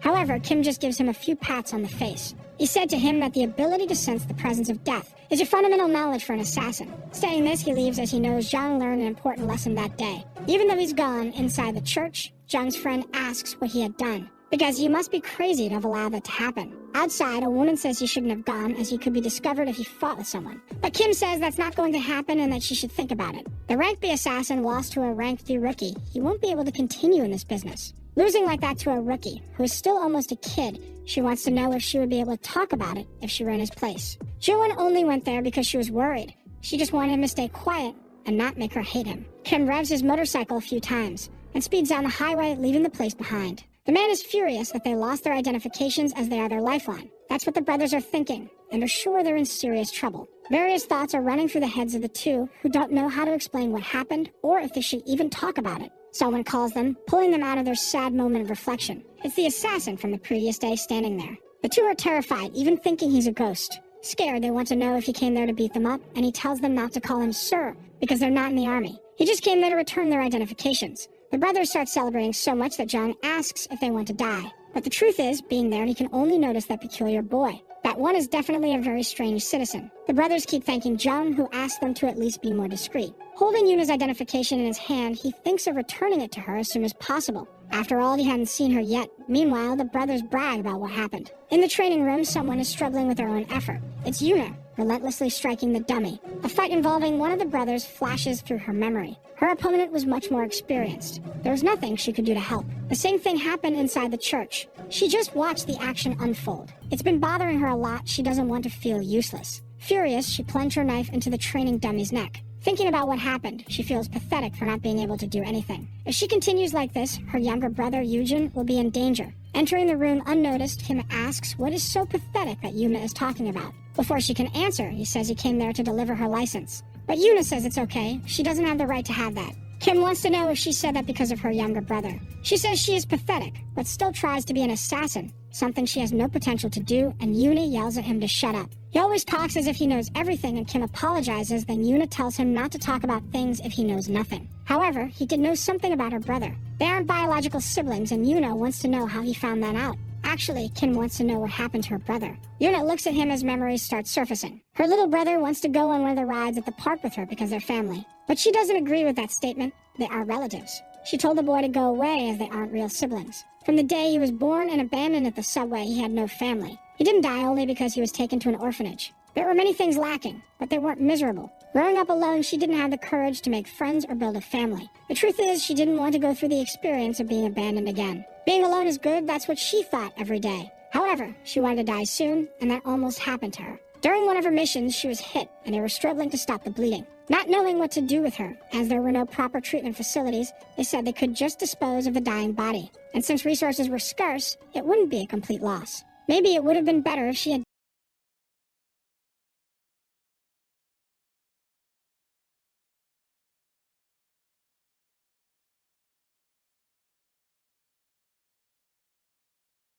from her life. That boy was really insubordinate. The teacher tried to stop him, but his efforts were in vain. That boy said he needed to save his sister, and it would be fine if he died. Lying on a stretcher, he asks if his sister is safe now. She swore that because of her life, she had no family at all, but he was there at every moment taking care of her. This moved the girl deeply, as she didn't want Lee Yujin to put himself at risk for her to be saved. The man says that a bag of blood costs a lot of money, and the boy is draining all of their reserves. They wanted to throw the boy away and stop his treatment. Yuna had just bumped into them and asked the doctor not to throw the boy away. She was already feeling better and said she could pay the hospital bill with her own work. No matter how much it costs, she is his sister and needs to do this. It was the first time she had a reason to live. Remembering this, she says it doesn't matter if they aren't biological siblings or if they are a bit different. Yuna is willing to do anything to save him. Kim said he had meddled in her affairs carelessly, so he was going to leave so that she could finish her training. But there's something Yuna wants to tell him. He is the strongest person she has ever seen in her life. Stretching out her hand, she tried to grab the sleeve of his jacket. It's not time for him to leave yet. Looking at him, Yuna asks for help so that she can become stronger.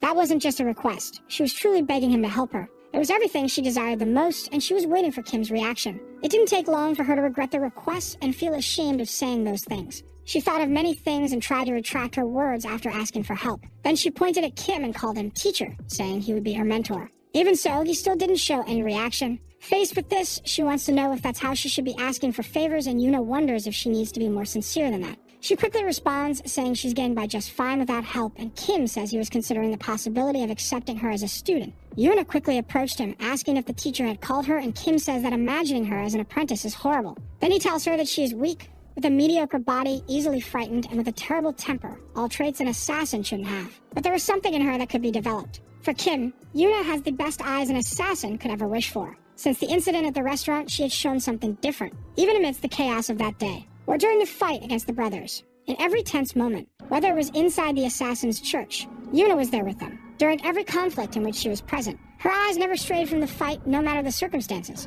As if she was trying to absorb all the techniques she was seeing. Her visual acuity is far greater than that of ordinary people, and upon hearing this, Yuna felt embarrassed by the compliment. For Kim, he was merely stating the truth, but there is something that could help the girl in her quest for strength. A weapon that could turn her disadvantages into her greatest asset, one that she could use to defeat anyone. And he threw the weapon to her. If she learned to master it, she wouldn't even need a teacher. That object would turn her into a true assassin. Looking at the item in her hands, she couldn't believe its potential. Someone is sniffing money and says that it's very valuable. The brothers are quite pleased with the weekly payment and want to know how much a disciple earns, while Kim thinks that disciples don't care about money, because they can have whatever they want. With money in hand, they argue about what they should buy first. Kim wants to know where Yuna is because he hasn't seen her, and he hears that she went to her part-time job. She's had it for a few weeks now and must be cleaning around this time. She cleans up what the assassins leave behind. It's a job that requires a strong stomach because there are always disgusting things left. Even though she's an assassin with a weekly salary, she continues to do it. They have no idea why she does all of this, while Yuna looks at her brother's picture.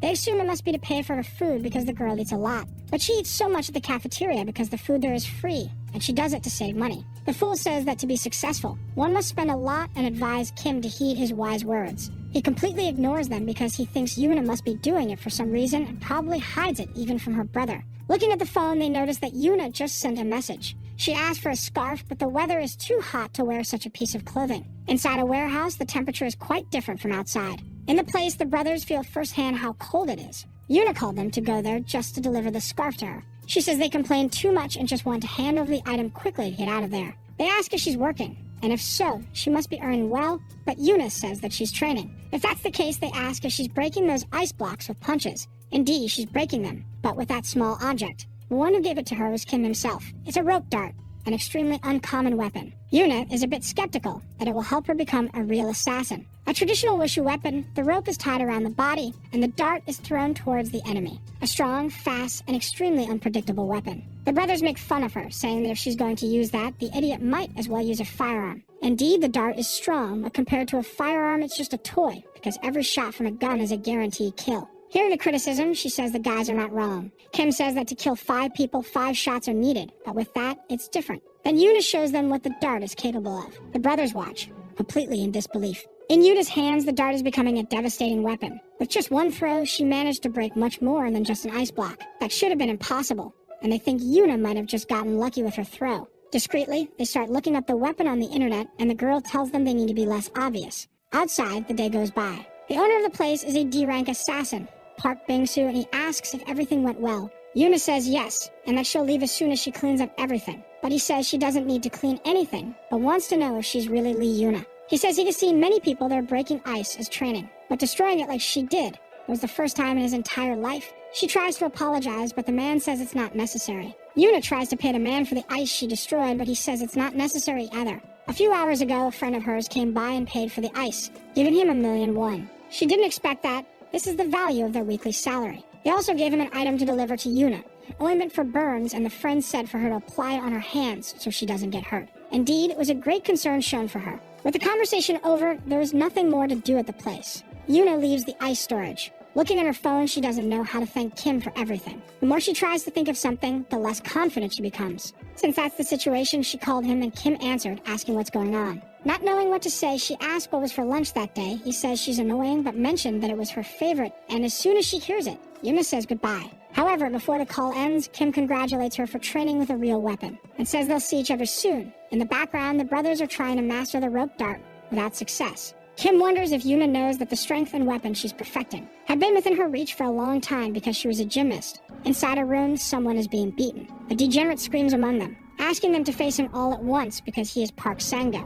A truckload of B and C rankers isn't enough to contain him as they are nothing compared to him. And things were already becoming boring. Indeed, to take down Park, who is an A rank, none of them would be able to do it. So it's necessary for a disciple to appear and solve the situation. As he enters the place, the living assassins bow before him. Park watches him, unsure of what to make of it. As soon as the man approaches him, he lets his mash sheet fall to the ground. The disciple picks it up, saying he'd heard that the man likes to gamble and wants them to make a bet together. He returned the mask sheet to Park Sang-do and says that he was already close to becoming a disciple. The man wants to know if he could win a fight against a real disciple. In his eyes, the intimidating figure of a formidable assassin is reflected. That is Nathaniel. A child is thrashing on the ground because she hates all types of meals. The brothers say she's weak and will have a long way to go until adulthood. The truth is, just like the child, they are also terrified of hospital environments. They start complaining that the nurse is taking too much blood and that they are not donating.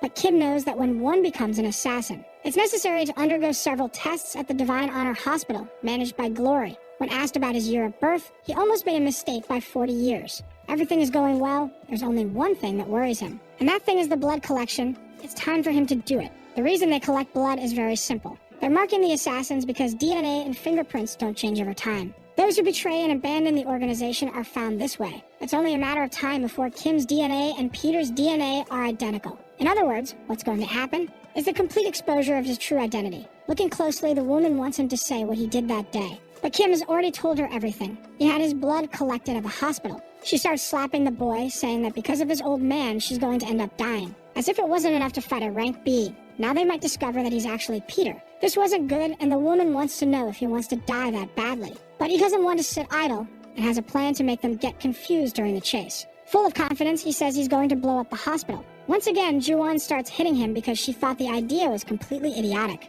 She said he's gone crazy for not being older and the hospital is huge, but he's aware of the difficulties. Moreover, it's the place where Glory keeps valuable treasures. The Divine Honor Hospital is much more than it appears to be. It's one of the largest in all of Korea, and it looks ordinary from the outside. Inside, they disguise murders as accidental deaths. They hide bodies and dispose of injured assassins. It's a hospital made by assassins for assassins. Now this DNA is in the hospital's data center. There's no other choice but to blow up the place. Accepting the idea, the woman asks if he knows who is protecting the hospital now. The one in charge is the disciple Nathaniel. This guy is so bizarre that he might not even be human. Inside the room, someone is doing their research. That codename, Nathaniel, has a reason to be. His social role is that of a doctor. Even though he's talented, he got involved in a problem and had to go into hiding. 4 years ago in Rio de Janeiro, a policeman was patrolling near a community, but he ended up seeing something unusual for the region. In front of the precinct, someone had hung clothes out to dry. Only upon getting closer did he realize what it was. So great was his shock that he crashed the patrol car he was driving. Those were bodies all belonging to the leaders of the gangs in the state of Rio de Janeiro. This triggered a war operation aimed at wiping out the remaining members.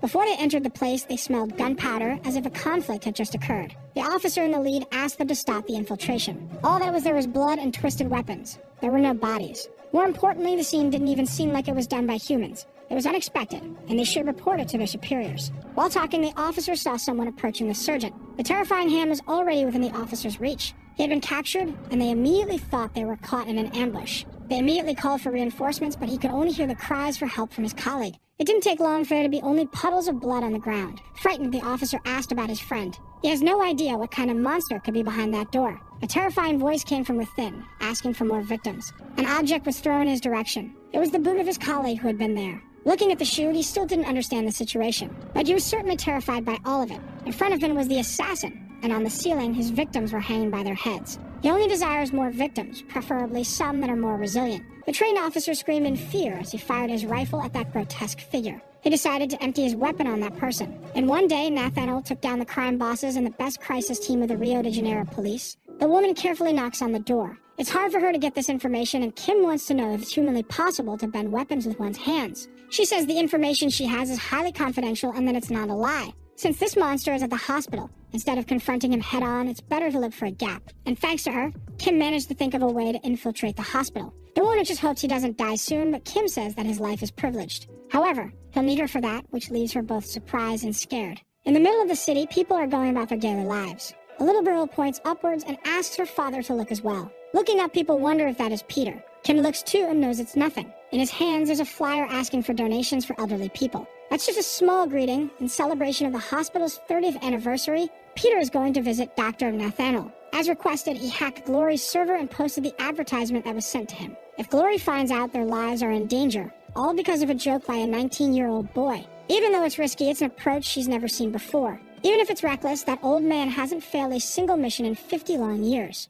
Inside the hospital, a commotion had formed. They don't believe Peter is really alive, and many of them, there are D-rank assassins. Even though he's old, they know they can't handle him, but they're just the doormen. The important ones are further inside, Brazilian assassins under Nathaniel himself, likely at least A or B rank.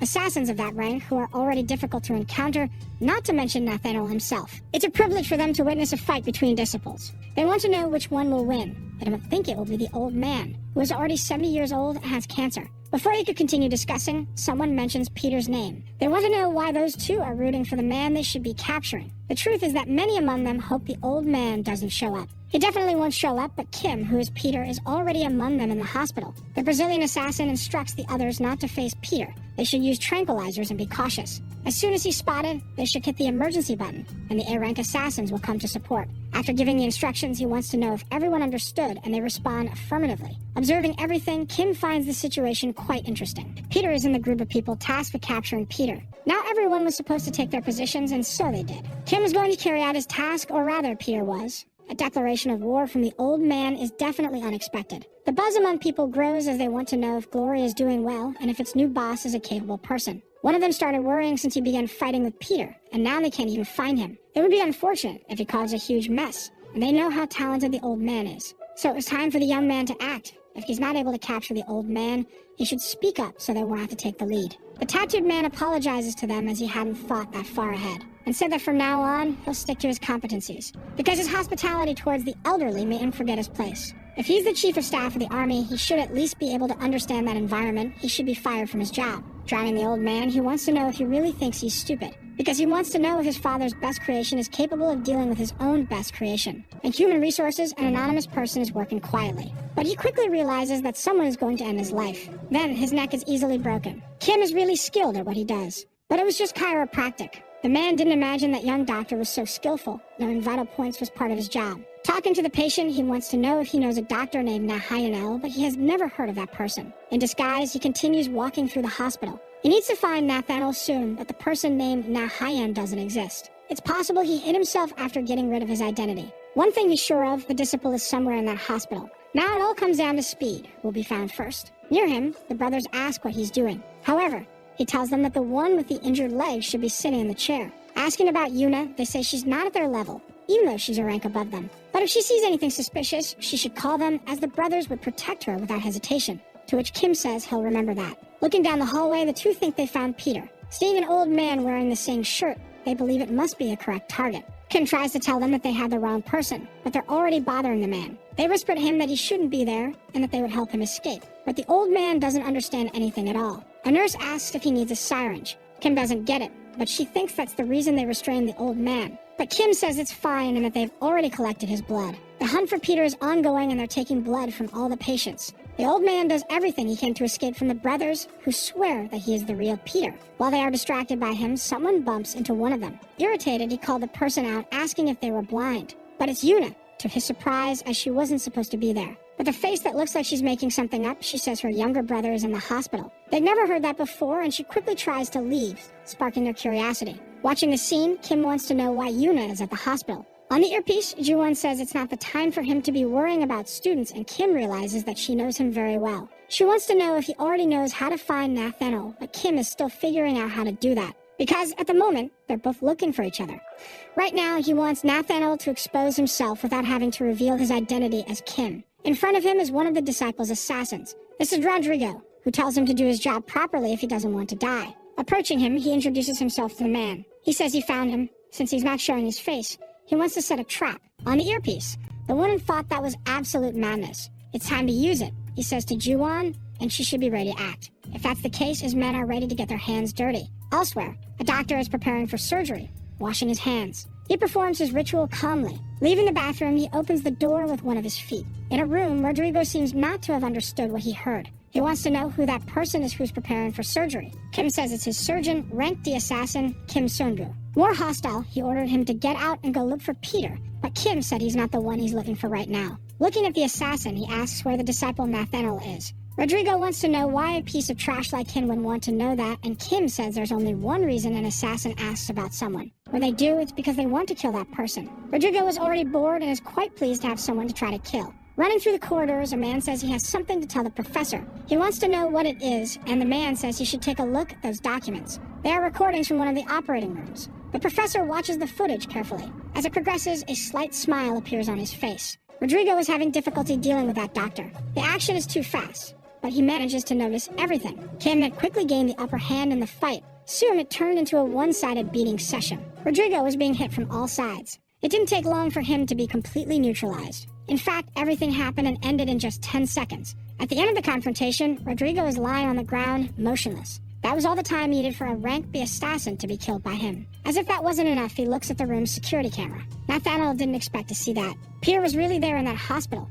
No more doubts. He wants to know where he is now, and they are waiting for a response from the security team. Moreover, the hospital's video files are being deleted in real time, and they aren't able to stop the attack. Faced with the bad news, he asks the professor to spare him. However, he's excited that Peter is indeed in his hospital. So excited that he can hardly wait. Grayson, Sawyer, Carter, Robert. These are bodies inside the tubes. They were all waiting for Peter's arrival. The VIP chair has been prepared, and he hopes his guest enjoys the experience, because he wants to put his body in one of those tubes as soon as possible. The experiment took the bait. The expression and the wrinkles were all perfectly identical. She's sure her work was very good. With that, Kim believes that Nathaniel will reveal himself now. She really wanted to know what he looks like, but wants to know what Kim will do. Now that the bait has been set, it's up to him to sit and wait for his victim. And that's exactly what he'll do now. On the rooftop, Yuna is having her meal, unaware of what just happened. The one they call Professor is the disciple Nathaniel, and he seems to want to meet with Yuna. Feeling anxious, it's impossible that he found out about what happened between them. It would be better if she didn't go to meet him, or she might put everyone at risk, especially Kim, and she doesn't want to do that, so someone calls her. As soon as Kim touches the girl's shoulders, she screams in fear, and he asks her if she saw a ghost. Yuna says she was about to leave, but Kim holds her back and tells her to stay there. She wants to know what's wrong. He says he's Kim, a D-rank assassin, and that he came to eat, but she wants him to eat somewhere else. However, accidentally, she ended up ordering food for 2 people. Yuna knew that the minimum order there was 2 chickens. Kim wants to spend some time with her, since he arrived too early to meet someone. Yuna wants to know who. All she can think is that if she's found talking to him there, she'll put everyone in danger. She says she won't talk to him and wants him to leave, but she takes all the chicken he brought. Trying to find a middle ground, she says she'll leave after eating 1 piece, and Kim tells her to do as she wishes. However, she ends up eating all the chicken pieces, and Kim says she's too shameless. Yuna wants to know who he's waiting for, but Kim says if he tells her, she'll be in danger. The girl insists and wants to know the reason that brought him to that hospital. She knows it's hard for him to trust her because of the way they ended up meeting. She knows that he and that old man are connected. Even if they can't find him, she's going to say something she's sure of. Then she remembered the past and felt the urge to apologize to Kim. That old man was seriously injured, and that only happened because he tried to save her. Peter is probably already dead. Kim interrupts and says he's looking for someone. Yuna asks once more who that person is. He didn't want to involve her in this, but she must have definitely seen him in the hospital before, the disciple Nathaniel. Showing her a photo, he asks if it's familiar to her. He knows she knows him as she was called there separately from the other assassins. Calling him an idiot, she says that the person in the photo is not Nathaniel. Before she could say more about the real one, someone approached the 2 of them. She wasn't supposed to walk around there without an escort, as that man was wandering through the hospital. Looking at the girl, he said she should remain in the infirmary. Yuna began trembling just by looking at that man. This is the moment Kim had been waiting for. Nathaniel had revealed himself. However, he still doesn't know Kim's true identity. Looking at her, he waits for Yuna's response. He'd already warned her about this, but looking at the table, he wants to know who's accompanying her. Kim looks at him without any fear. He stands up from the table to introduce himself, and Yuna is hesitant about them interacting in any way, because she's sure they might end up fighting, but Kim bowed and greeted the professor. He said he is a D-rank assassin assigned to that mission. His name is Kim, and he's honored to meet a disciple in person. He promised to deliver Peter's head to him, and continued his pleasant performance. In response, the disciple showed no sign of emotion. Before leaving, he ordered Yuna to go to his room and said he would send someone to escort her, and that he would definitely see her later. Having had contact with that man for the first time, she is now certain that Nathaniel is not an ordinary man. A nurse stops Nathaniel to talk about the person who captured Park Sang-do. But according to the instructor, the students were just lucky, and he shouldn't worry about it. But the professor says he's the one who decides that and wants to know where his report is. It was already printed there, so he extended his hand to take it. The guy next to him got nervous and let the papers fall to the ground. In response, he began to apologize profusely, saying the paper slipped from his hands. His luck is that Nathaniel can't stop thinking about Kim, who introduced himself to him. Ever since that handshake, his hand is still trembling. Then he asked what his name was, and the guy said that if it's the young ones from before, they're Yuna and Kim. Kim Sung-gu, he immediately remembered, wanting to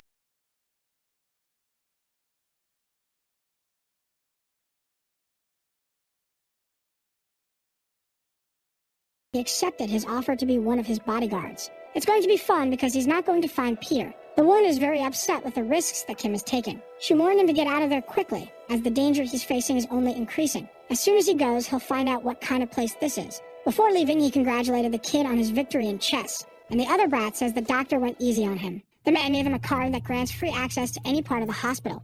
He usually doesn't make this type of offer to rank D individuals, but he must remember 3 things. Only speak if spoken to, don't get suspicious about anything he does, and the most important of all, never refuse his favor. But Kim doesn't know what that means. Also, he wants to know why the man is so nervous while explaining. Now they should hurry as Nathaniel hates being kept waiting. As the professor requested, Kim is there now. He's happy that he didn't arrive late, but Kim senses that the scene is off. The rounds are about to begin now, and Kim knows this won't be easy at all. These assassins are different from the others, because their loyalty doesn't lie with glory. Their Nathaniel's team is personal assassins. Asking about Peter, one of the goons says measures have been taken as he requested. All exits are sealed under the excuse of a small quarantine. They're gradually narrowing down the area, and he wants to know about the DNA tests. The examination for people around his age will take 2 days. It's not possible that he's left the hospital yet. Even if he's skilled, there's no way to cheat DNA tests. Now he's trapped like a rat. It's only a matter of time before he's found, and Kim is very happy to hear their plans. Even so, he knows that Nathaniel isn't the type of person to make things easy.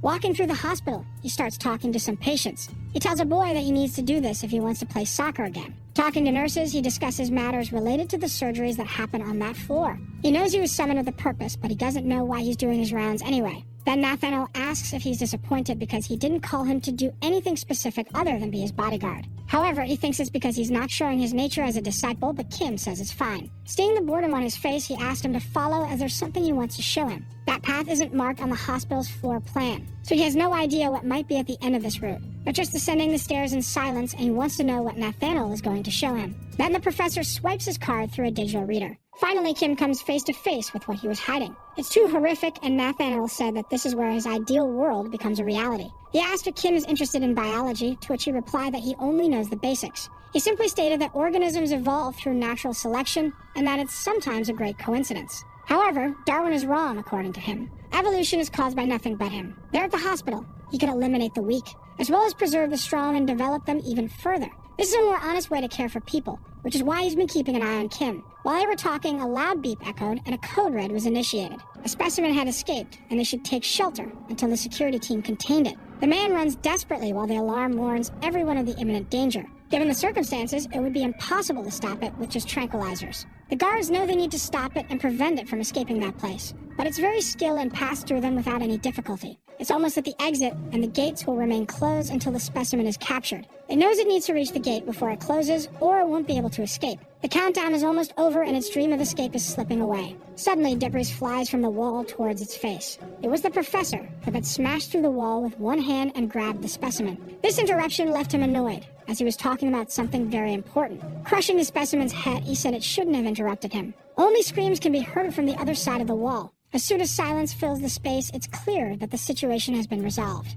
Looking at Kim, he apologizes for what happened and says he will now continue from where he left off. He removes his blood-stained hand from the wall and says he likes strong people. That's why he dissects these bodies himself with his own hands, because there is someone he wants to surpass. Looking at Kim, he said he saw great potential in him. Having all that strength at a young age is rare, and through him, he wants to see the result of his evolution. He asked if Kim wasn't curious to see how strong he could become and asked him to accept his grace. He said that Kim could become an A rank, and with his potential, he could be as strong as a disciple. Kim knew he was abnormally strong. Breaking the wall with his hand was surreal, said the woman on the earpiece, but there was something even more surprising. He felt Kim's presence through the wall and grabbed him by the head, crushing his skull. She wants Kim to get out of there immediately, but he says he can't stop now. After all, he has even more questions now, especially about the source of that absurd power. She says the blood samples are being analyzed and his time is running out, but there's still a way, and she wants to know what it is. She suggests swapping the results. He just needs to break into his office, because she has received a card that grants unrestricted access to the hospital.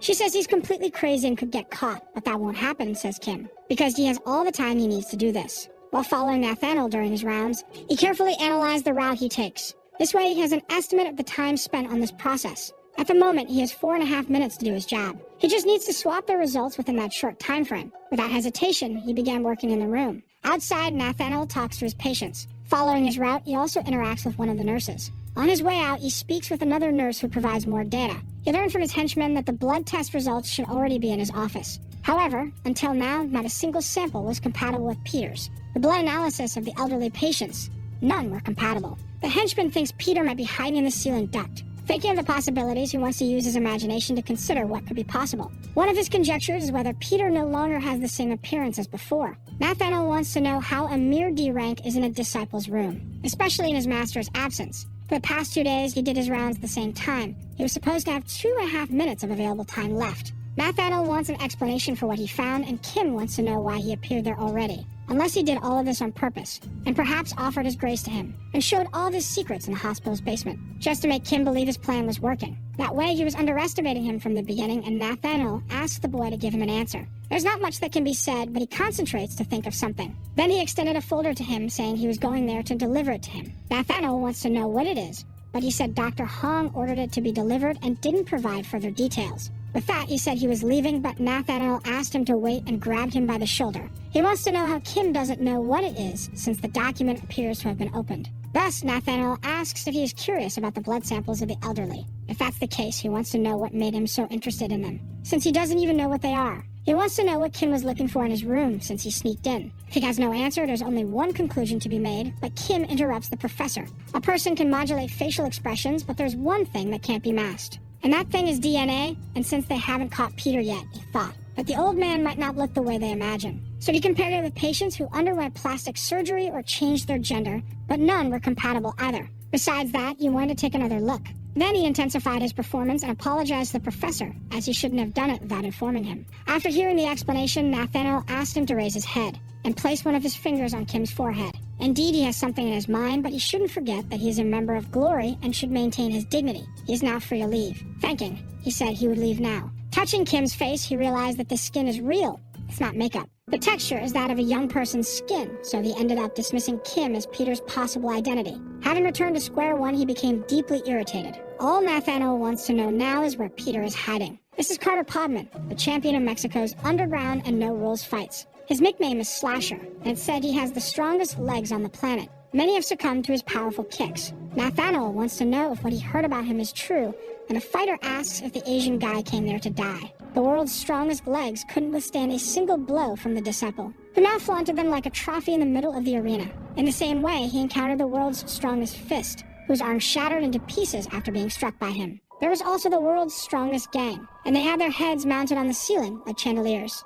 Nathaniel's pursuit of the strongest made him defeat them all. Not even he knows exactly why he did this, and in agony, the young man tells the Asian that he will not be the best. At first, he didn't understand what he heard. As long as Peter is alive, he is not the best of all. Nathaniel is already tired and sick of having to hear that name. All he wanted was to know who this Peter is and what he needs to do to find him. It's unfortunate that the body before him can no longer say anything. Nathaniel is furious, as it seems he is the only person who cannot meet Peter. To be the strongest man, he needs to find him, and the last person who saw him must know how to locate him. Calling one of his henchmen, he told him to bring that person to his office. The brothers want to know what Yuna is doing there. She has her reasons, and told them to pretend better that they are patients in the hospital. They saw her in Nathaniel's office and want to know if she has a secret mission, but they don't suspect anything. While they are talking, the man calls her by name. He said that the professor wants to see her immediately. She asked why. But the young man told Yuna not to ask questions. That left the brothers impressed, as he is an A-rank assassin, the Undertaker Santos. After the interaction ended, Yuna goes to the professor's office.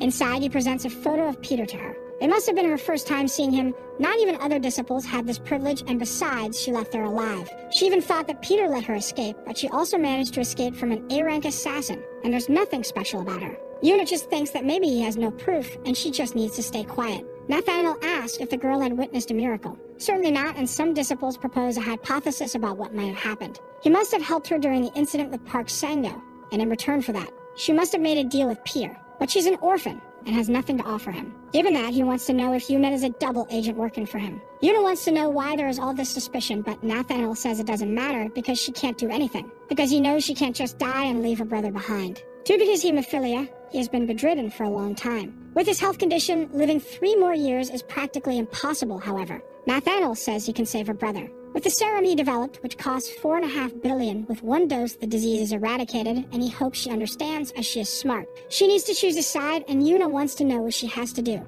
Nathaniel said that Peter told him he would come to meet him. On August 24th, no matter what he asks, she is to reveal everything. But that must be done on the 24th at 2 p.m. in the hospital lobby. she will be the bait. She will never have the money to pay for the serum, and he wants Peter for the situation where both win. First, he will give her a place to stay in the hospital with his diagnosis, but she didn't understand the second part. Immediately, her eyes widened at what happened. He had broken her arm effortlessly. That made Yuna writhe in pain, and the professor said that healthy people cannot be admitted to his hospital, and he pressed the injury with one of his feet. Not to mention that if she refuses his offer, another person will end up with the same diagnosis as hers. Leaving her on the ground, he said he would see her again during his rounds. With a broken arm, she was now placed in a room of the hospital. If he discovers that the person helping her is Kim, they will all end up dead. But there's a chance she can save her brother. She just doesn't know what choice to make. Outside, someone asks about the patient in room 604, and Yuna responds. Her eyes couldn't believe who had arrived. It was Kim, saying it was time to get her injection. Yuna says he shouldn't be there. But the National Singing Championship is on,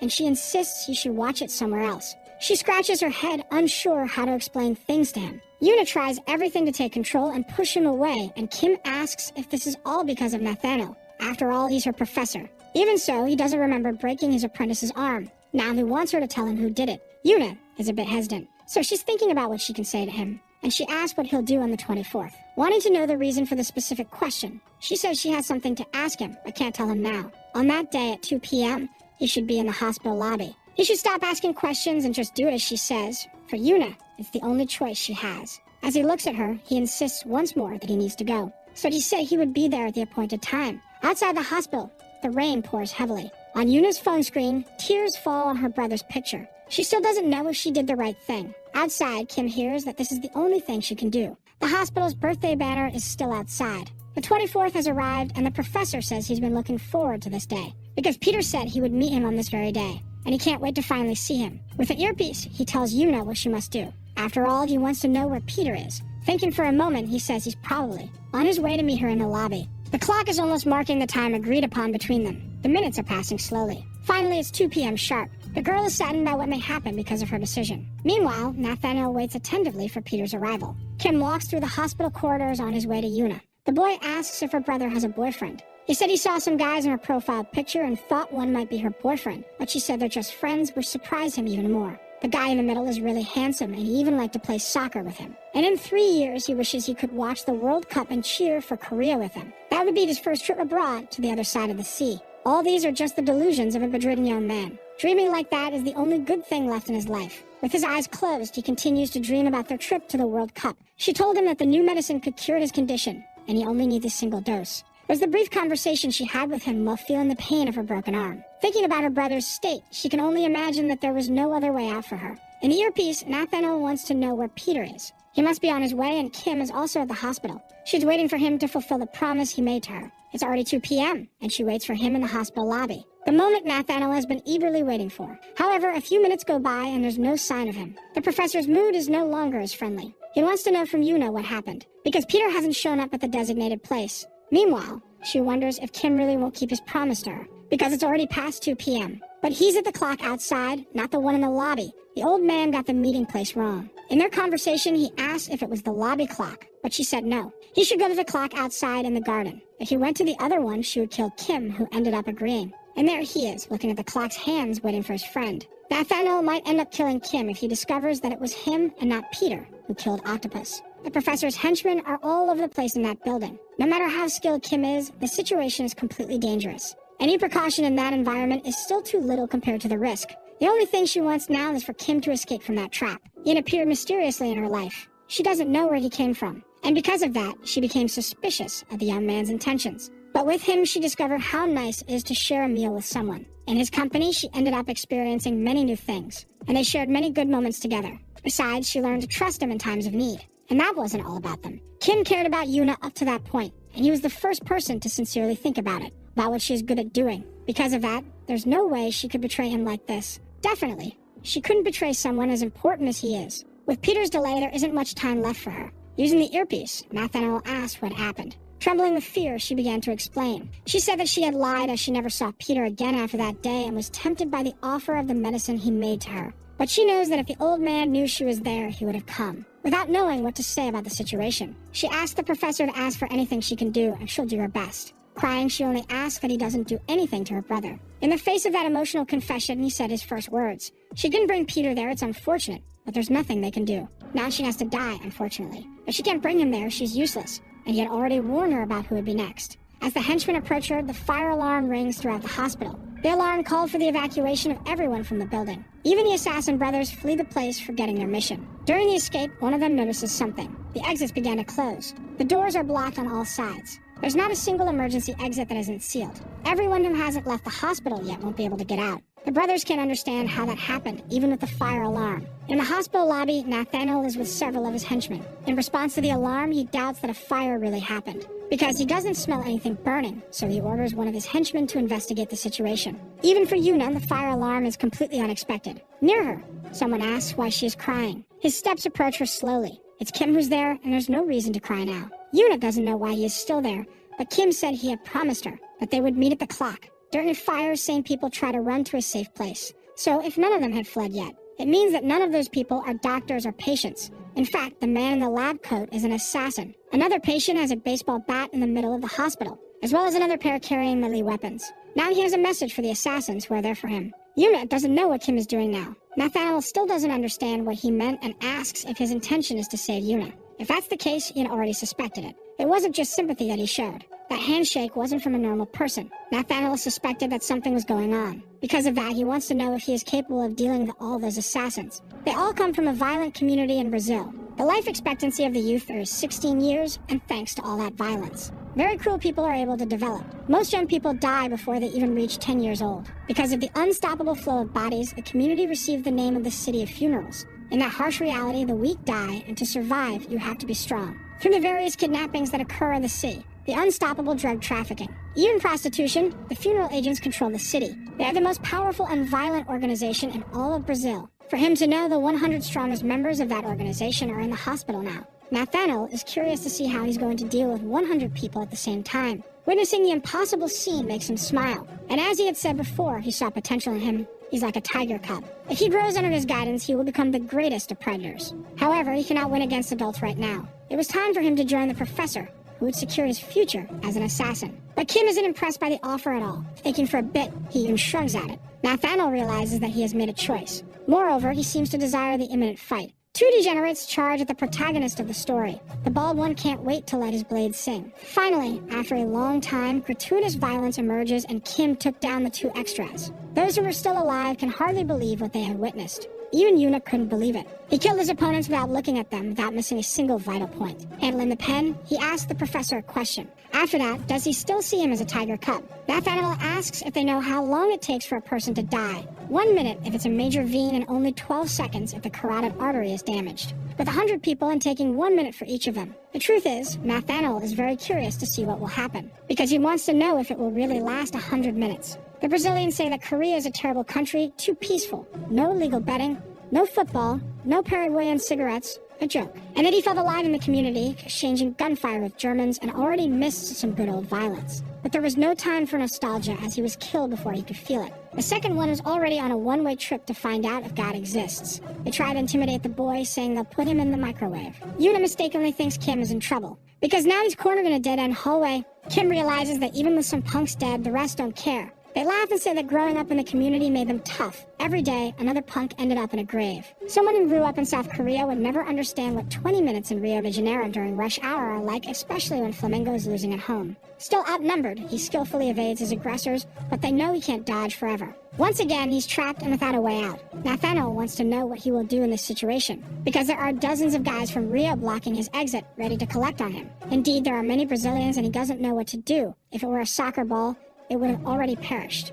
However, staying in that position was exactly what he wanted. In the cabinet behind him, there seems to be a record. The guys from Rio start to watch curiously, waiting to see what he's doing. Kim and pull got a fire hose from there. The guy from Rio can't believe he's going to lose his life to a water jet. This is unacceptable. While he was thinking, the water started to sweep the punks down the hallway. Kim tells them they shouldn't be surprised yet because they're just getting started. The mass of Brazilians is pushed through the hospital. Now with a little more space, Kim looks at something. His hose has run out of water. It's been depleted. It seems their water play ended sooner than expected. The Brazilians praise his cleverness, but say you can't kill anyone like that. But once again, he tells them they're just getting started with this game. Now in his hands, there is a defibrillator. Placing both paddles on the wet floor, he said that this is the true beginning. Immediately, all the Brazilians nearby received a formidable shock. Kit was standing on a dry platform, and in front of him, there were now a few more bodies. Nathaniel is quite impressed with the boy's performance and can't wait to see more of it. The more he looks at him, the more captivated he is by his foolishness. Nathaniel corrects himself and says that if their numbers drop by half, Kim would spend more than an hour playing. But he doesn't think it will take him that long to get through them. Even so, he thanked him for the generosity. Picking up a notebook from the ground, he began to write a few things. Throwing it to the floor, he startled the Brazilians who were still alive. He made a mark on what would be the drawing's neck. He said that it represented the excessive bleeding caused by a carotid injury. That's going to be the cause of death for all those guys from Rio. The first of them even saw it, but couldn't react in time. That scrawny Korean is not someone they can deal with. He simply turned into a killing machine more efficient than Rio de Janeiro itself. There wasn't a single exposed neck that could escape the reach of his little pen. They were snails and Kim is the salt. It doesn't matter if they were tough guys in their community. This is Korea, and the pen is mightier than the rifle. His skill is simply transcendent. The further he advances, the greater the number of bodies and dying people on the ground. Passing through them didn't even require everything he's capable of. The discreet pen is much more dangerous than any knife in the place. There are more bodies than living people now, but the small portion of the remaining Cariokas decides to fight back. They leap and form a large human mass over Kim. However, they are all repelled by the power of the assassin. Yuna is still there and doesn't take her eyes off the fight for a single moment. That must be the legend of the strongest man on Earth. Near her, people couldn't stop talking about him. Contrary to what the legend said, this man was an ordinary old man like any other. She never imagined he would be able to fight all those people and come out victorious. When that happened, it dawned on her. She shouldn't believe in rumors. But what if the rumors were true? In front of her is Kim, who is Peter, doing something unbelievable. He's handling all those assassins alone without difficulty. And to do so, he's using only his pen. Now everything on the ground is just blood. Nathaniel, who watched everything, is definitely pleased. He doesn't know if he's a fan or a hater, but he expected Kim to be capable of doing that. Besides, the entire action began and ended in just 13 minutes. Kim says he's not done yet, and the professor didn't understand. He's still alive, and it's up to him to choose if Kim will go up. Or if he will come down and throw punches with him. Like a JoJo villain, he descends to the ground floor, crushing the floor beneath his feet. Now that he's on the ground, he asked Kim if that answered his question. Since they're going to fight, there's something that makes the professor very curious. He wants to know how he is so skilled despite being so young. It doesn't make any sense to him. He even imagined that he could be from another country, but he's too young for that. But Kim is also curious about the disciple. He wants to know why those who lack confidence tend to talk a lot. Smiling at the provocation, he said the young man should know something as well. Arrogance and fighting spirit are completely different things. The attack comes with force, and Kim puts his arms in front of him to block it. The impact is strong enough to lift him off the ground. Indeed, he is really very strong. Even the girl didn't expect the professor to be someone truly so powerful. Kim falls to the ground but manages to maintain his stance. He looks at his opponent, focused.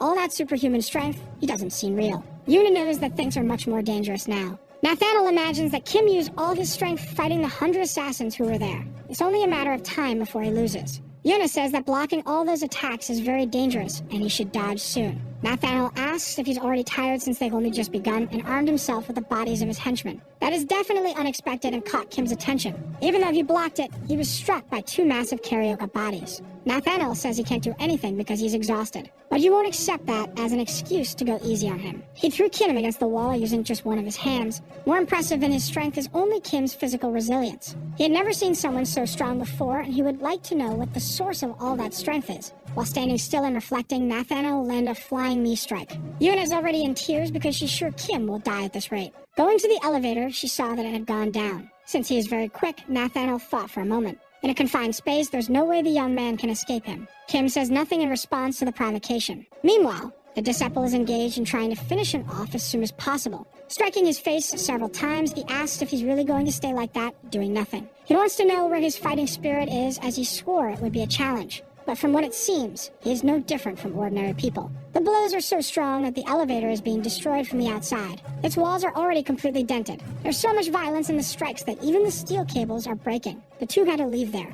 Otherwise, it would have become their coffin. Thus, the elevator hit the ground, finishing destroying itself. It doesn't take long for the dust to start rising in the place. On the ground lies the elevator door, marked by the disciples' blows. Yuna screams from above, worried, but she needs to find a way to get down quickly. There are many things that pique Nathaniel's curiosity. He was supposed to have found Peter, but it was Kim who showed up, and he wants to know what the connection between them is. Could that boy be something else? Like just an inanimate body now because he's no longer alive. That's what always happens to his opponents. Everyone who fights him ends up dead because he is always sincere in his battles. But the more he thinks about these results, the more frustrated he becomes. Looking closer at Kim's body, he notices that there are no wounds on his face. That's a good sign for him. The chaos hasn't ended yet. Earlier, he had put a lot of violence into that flying knee strike. Not just in that one, but in every single blow he threw. And he has been blocking attacks from the beginning, or simply dodging them. Kim stands up and apologizes for his rudeness, because he had taken a small nap just now as he found it all too boring. That simple provocation made Nathaniel lose his composure.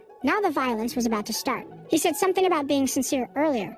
If that's the case, it's fine. He should come at him because Kim is going to return a little sincerity as well. Nathaniel charges at him like a husband who just found out he's been cheated on. Now is the moment when things will be settled. Then Kim countered the disciple's punch with a punch of his own. The scene ended up being recorded by the cameras. His team sees the recording and worries about him, thinking Kim is being pressured. But the woman isn't worried and says she heard an interesting story some time ago. About 55 years ago, someone asked the children what the source of strength is. Many answers were given by them. Indeed, they were good answers among those she heard. Now she wanted them to try to break that huge boulder in front of them. They had gone through the toughest week and should be able to handle something simple. One of them thinks the task is impossible. One of the kids says that Peter won't be able to break it and that the bandages won't help at all. Even so, he hit the boulder and the snotty kid said he would never break that stone. Time passed and he continued striking the stone. At night, he was still there hitting the stone. In the first minutes of dawn, someone went up to him. It had been a month since he showed up to train with them, and they imagine he must have given up. Not to mention, the stone remains intact, and they don't understand why Peter is still being favored. The girl tells them to look to the side. They knew that wasn't there before, it's a different boulder. There are several broken stones, and they wonder if Peter was the one who did all of that. In the present, the powerful fists collided. Nathaniel asks if he knows the maximum force a person can exert.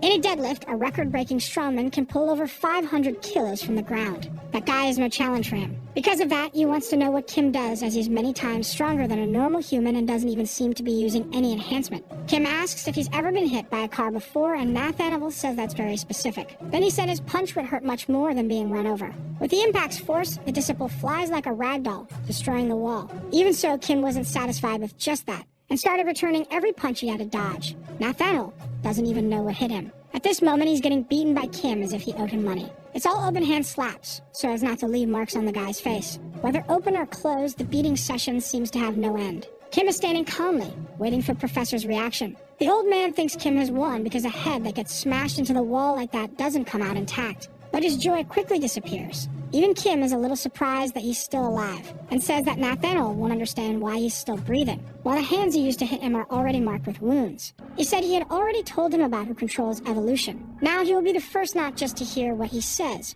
but the first to witness the father showing off his form. Throwing his clothes on the floor, he reveals his body. Kim looks at all of that and wonders what he had done to his own body. He wasn't supposed to be shocked. This is Nathaniel's legacy for evolution. He took the concept of being ripped very seriously. That was truly a stunning and horrifying body. He didn't have nipples. Nathaniel says he is the epitome of anti-fragile. If he isn't killed, the pain he feels only makes him stronger. His muscles get even stronger when they are damaged, and he created a drug that significantly reduces anabolic recovery time. The more he gets beaten, the stronger his body becomes in case it wasn't clear. Because of this, the probability of him losing this fight is 0. Kim knows he must not get caught. He thought this as he was getting caught. Enraged, Nathaniel prepares to slam that skinny body into the ground. The force of the impact simply made the floor shatter. A devastating blow, the dust from the debris rises like a mist. Until now, no one who received that grip on their neck lived to tell the tale. Because of this, he should congratulate Kim for managing to escape. But he knows it's impossible. He is certain he grabbed his neck. There's no way in a tenth of a second he could have reacted.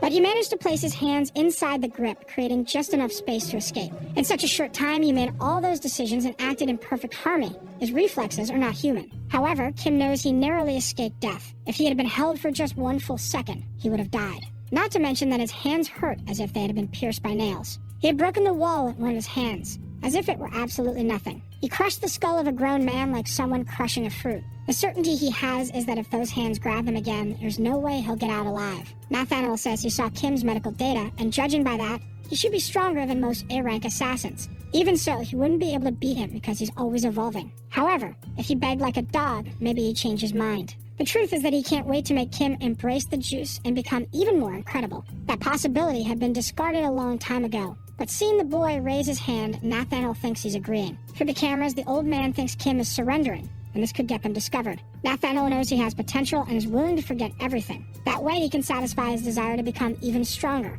Looking at the boy, he wants to know what he is doing. For rude kids, discipline is the best response. And that's what Kim intends to give him. It's so much arrogance per minute that he might just win the fight by driving Nathaniel insane. The lunatic charges forward, breaking the ground beneath his feet. Kim doesn't lag behind and also moves. The fight between them is fast and violent, taking the entire place as the arena. More technical and faster, Kim manages to land several clean hits. Practically every blow he throws hits its target. Unfortunately, the muscular wall in front of him doesn't seem to suffer any damage. Through the cameras, his team can't tell what's happening, only that violence is being unleashed. In fact, it doesn't seem like a fight between two humans. Nathaniel looks at the boy and acknowledges his strength, completely different from all the people he had fought until now. However, the undeniable truth is that even during the fight, he keeps evolving. The sensation is so good that it's the first time he really takes pleasure in fighting. This makes him think about how strong he could become or how tough his muscles could get. Thinking about all these things, he keeps fighting. But there is a question lingering in his mind: Kim's strength. There must be something else that explains it. His medical data must be hiding something. Nathaniel would like to know what he's holding on to that allows him to keep fighting.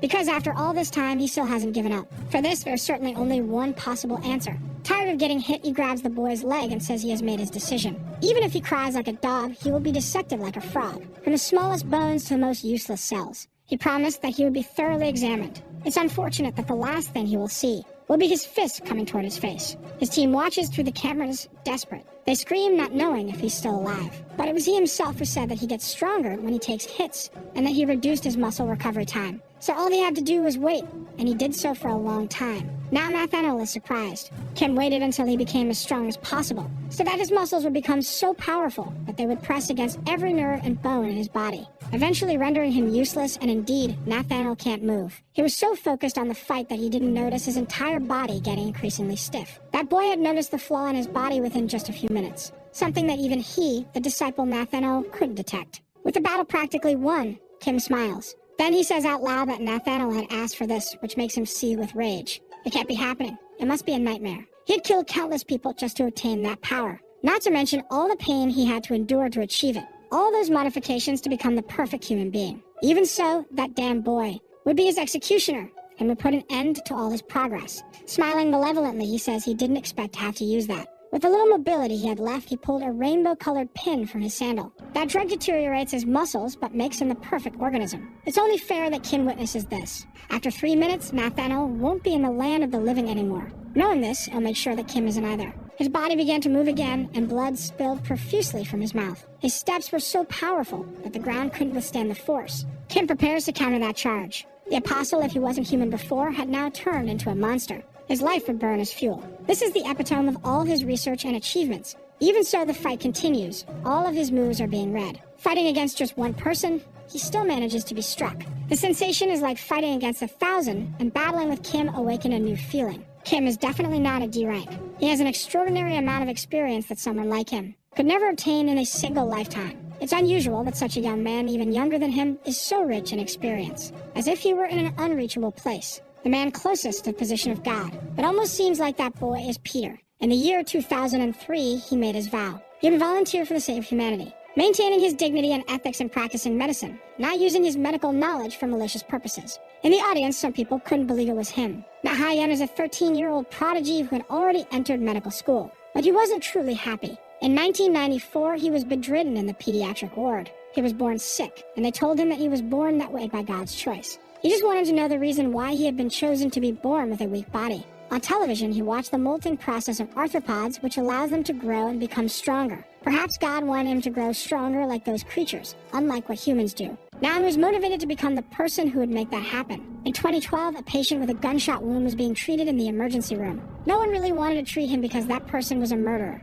Nahayan didn't care and did what needed to be done. For him, that shouldn't have been something worth mentioning. It was just a job, and he shouldn't get involved with ethics or morality. But it was his first time performing a surgery. His heart was racing, maybe because of that heavily built body in front of him, the strongest body he had ever seen up close. He wanted to know how he achieved that. Looking at all that vascularity and muscle volume, he wanted to know why he was so different from the others. His fascination was so great that he wanted to see the body from the inside. There were so many thoughts that he lost focus on the surgery. His hand hesitated, and he thought he should preserve and help humanity evolve. The patient's hand fell off the stretcher. He gave in to those intrusive thoughts and ended up dissecting that man. A nurse entered the room and was horrified by the scene. That made him take refuge in a small town in South America, but he did it for a reason, because there he had an abundant supply of bodies to conduct his research. He ended up noticing a phenomenon that validated his study. By killing strong people, he could confirm his own strength's progress. Then he began to strengthen those who were his weak points. A new existence, a new humanity. That was what he should have become, but he was obliterated by the young man in glasses. His body crashes onto the ground, bouncing multiple times. The entire place is destroyed after the fight. Dust and smoke mix in the air. Nathaniel is leaning against a pipe, his life almost at its end. His spine is shattered, his muscles torn, and he truly can't move. Kim tells him not to try moving, as it would only add more nails to the lid of his coffin. Nathaniel wants him to tell him one last thing. For 30 years, all he's done is try to get stronger. But being defeated by Kim, he wants to know what that young man did that is so effective. Thinking for a moment, Kim isn't sure if he can explain it in a way he would understand. Kim acknowledges that he has a lot of tenacity, but the difference between them is that Kim dedicated himself to hard work for a short period of 65 years. This is an amount of time incompatible with the young man's age. Looking at him from a distance, he sees Peter's silhouette in him. Even being a doctor, there are many things he cannot comprehend. But he's happy to have met him before dying. Finishing his words, whatever life was left in that body was exhausted. Thus ended the conflict at the hospital. Nathaniel and his Cariokas, none of them remained alive. All information about the Glory Assassins was erased. Life returned to its natural course.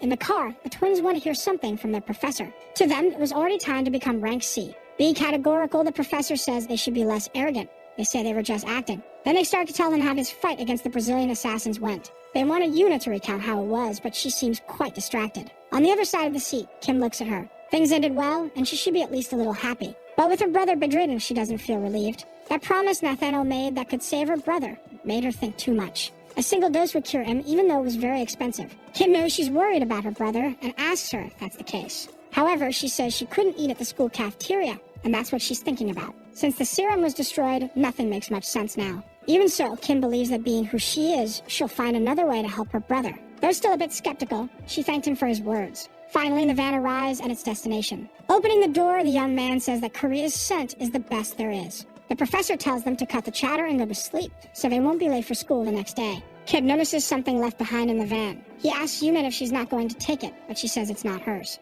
Kim says Yuja might like it, and she wants to know how he knows her brother's name. Opening the package, she wants to know what that is on her lap. Her eyes can hardly believe it. Yuna is immediately moved by the gift. There was the serum Nathaniel had promised her. Kim had taken the suitcase from the hospital. Apparently, Nathaniel had destroyed the serum. Yuna cries, grateful for her friend's gesture. She clings to the suitcase, which is her brother's hope. In the hospital, things are no longer dangerous. Two men observe the destruction. No one can say what happened there, and they can't believe the results either. The level of destruction is so extreme that it's hard to accept it was caused by human hands. The hospital is completely vandalized in some areas. They even wonder if it was really Peter who did that. One man repeats his question, which is confirmed by the other. There is footage of him introducing himself to the camera. Besides that, there are no witnesses who saw him. It's as if they had encountered a ghost. The man tries to retract his words, and some hooded figures ask if he really said that. He tries hard to retract his statement, but his effort is in vain. Thus, he collapses in fear on the hospital floor. Suddenly, several cuts are made on his body. Putting away his sword, the assassin asks if Peter is truly a ghost. That word should not be said in his presence, and he wants to know if he stirred up anger in the other for killing the boss's subordinate. But this man, in turn, felt nothing. He's already used to it. It's unfortunate that Nathaniel died before receiving the disciple's new training. On the other hand, Peter deserves something. A session of merciless beating that is the ghost of the sword. A bald man asks them to pay attention to what he's about to say. From now on, they are volunteers. The siblings are happy because they already wanted to go on a mission. Kim and Yuna still can't get used to the way these siblings act. It's a comedic relief full of secondhand embarrassment. He doesn't know why this mission was assigned to them, but he hopes they'll do a good job. At a port, a few small boats are docked. The siblings want to know what that is because they still don't understand the nature of the mission. This wasn't the kind of volunteering they were expecting to do. The truth is that real volunteering is also part of the job. The siblings make a scene on the ground saying they want to volunteer for glory and not for this situation. Soon, a beautiful woman appears, asking if they are the volunteers for the day. She is Yejin, the student's teacher. The siblings glance briefly at her. That was enough. Now they're working extremely motivated. Watching them, Yuna says that their behavior is untreatable, and Kim agrees with her. What she doesn't understand is why they were sent to a place so far from their school. A place 500 kilometers away from the capital. The professor told him that he doesn't know the reason either, but that they should remain discreet and not reveal themselves. So they proceed discreetly. Walking around the area, Kim reflects on the reason that might have brought them there. Looking at him, Yuna wants to know why Kim is feeling down. Resting in the shade after working, they talk with the teacher, asking if she's a student. The woman understood that it was a compliment meant to say she looks young, but they ask her not to say such things, and turn it back on her, saying they are just students while she is already a teacher. Yuna didn't like that, thinking they were being insolent. Knowing that the volunteers have arrived, the janitor introduces himself to them. That's the only school in the area, and he makes a dad joke. But the young ones couldn't find it funny. The place is very well taken care of, and Yuna wants to know what they can do to help. Then the janitor tells them to follow him because he'll guide them around the place. Yuna is suspicious. She doesn't believe they were brought there just for this. Two monsters start extorting them, saying that they live in peace there because of them. But they don't have money to keep paying this kind of tribute, and the mobsters don't care about that. Instead of money, they offer something else, which seems to please them. There are several potatoes which are grown and harvested there. Suddenly, they throw the potatoes at the janitor and say they're still going easy on them. They say they're businessmen and don't like it when rules are broken like that. Yuna tells Kim not to get involved, but he wasn't planning on doing anything. The teacher says they have no money and that the school survives on donations. Then a mobster approaches her and says there's another way to pay. She could get money in other ways, and with her looks, she'd make a lot of money. Suddenly, a hand appears between them, saying their man's hand doesn't exist to hit women.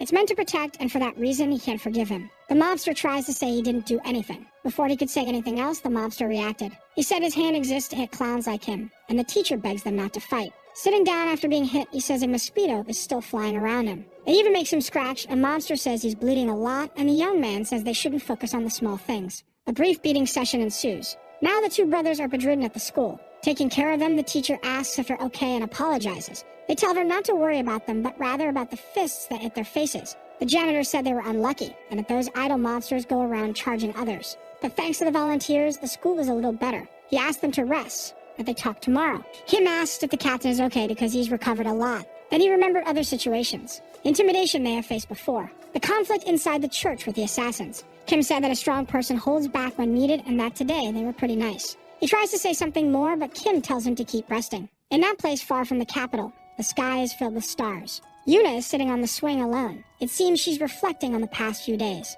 Many things have happened to her recently. She remembered the bag Kim left for her in the car. Inside it was a different briefcase. Inside it, the serum that would be able to cure her brother. Crying with emotion, she wants to know how Kim was able to do that. That suitcase could change her brother's life. She should have thanked him when she could, but now she doesn't know how to do that. Kim asks if she's thinking about her brother after having seen the children today, and Yuna is greatly startled. He asks if she saw a ghost, but he always shows up in unexpected ways. With him there beside her, she wonders if she should bring up the topic. Calling him, he turns his attention to her, but the words don't come out of her mouth. She tries to explain to him what she wants to say, and Kim says it's a thank you, to her surprise. Looking at the sky, he also remembers a few things. She had told him to go to the clock, but the one in the garden. She had been adamant about that. He also remembers her cry in the hospital lobby. At that moment, she must have been really scared, yet she was able to protect him. Her bravery at that moment was truly incredible. She says it was nothing, but Kim says he's very grateful. Yuna is curious about something she wants to ask. She wants to know if Kim has any relationship with Peter or something similar. She's seen many strong people, but Kim had defeated Nathaniel. It doesn't make sense for him to be a rank D. Sighing, Kim says that when the time comes, he will tell her everything. She becomes downcast after hearing those words. She really hoped to hear the truth right away. Now she's anxious, as she's very curious. Kim insists on knowing what's wrong, and Yuna says she had already thanked him. Faced with his persistence, she lets out a loud shout, saying she's grateful. After that, he asked her to calm down a little more. She leaves thinking he did that on purpose, and that she should be careful around him. That's why she never knew how to properly apologize to men. Kim is happy that the Dako brothers and Yuna are progressing. Since things are being resolved, he should be on his way too. Inside the school, the light from the lamps passes through the window. Kim walks down the corridor, heading to his dormitory. The light from one room catches his attention. He wonders if there's a way he can help. The guard said he should go to sleep, as staying awake will only make him weak and age faster. He cracks a joke about losing weight, and the guard laughs too much. The joke wasn't that good, and Kim doesn't react to it. Since he couldn't help, he said he would leave, advising the guard to rest as well. Before he left the room, he said the boy is clumsy. He smelled blood for decades in his life, and the boy wouldn't be able to hide that scent from him with that behavior. His scent of blood is very strong. Kim could only go there as a volunteer, and he did so with a goal in mind. His objective in going to that school is to find the disciple Simon, the one who handles a sword better than anyone on the planet, the best swordsman of glory, the saint of the spinning blade. It seems he did his research properly, and if so, he must also know that he won't be alive for much longer. A single strike is enough to create a small opening. That is the opportunity given to his opponent to strike back. But it wasn't easy with that man. It seems like he's reading his mind. He can't find any openings. No matter the strength of the weapon, a bullet can be avoided. But there's no way to avoid a sword. They are simply deadly within their range. In a short time, he cornered him and blocked his movements. Kim wants to know if the one before him is truly the best swordsman in the world, or if it's just a rumor. Simon says that only 2 people have seen 10 of his strikes.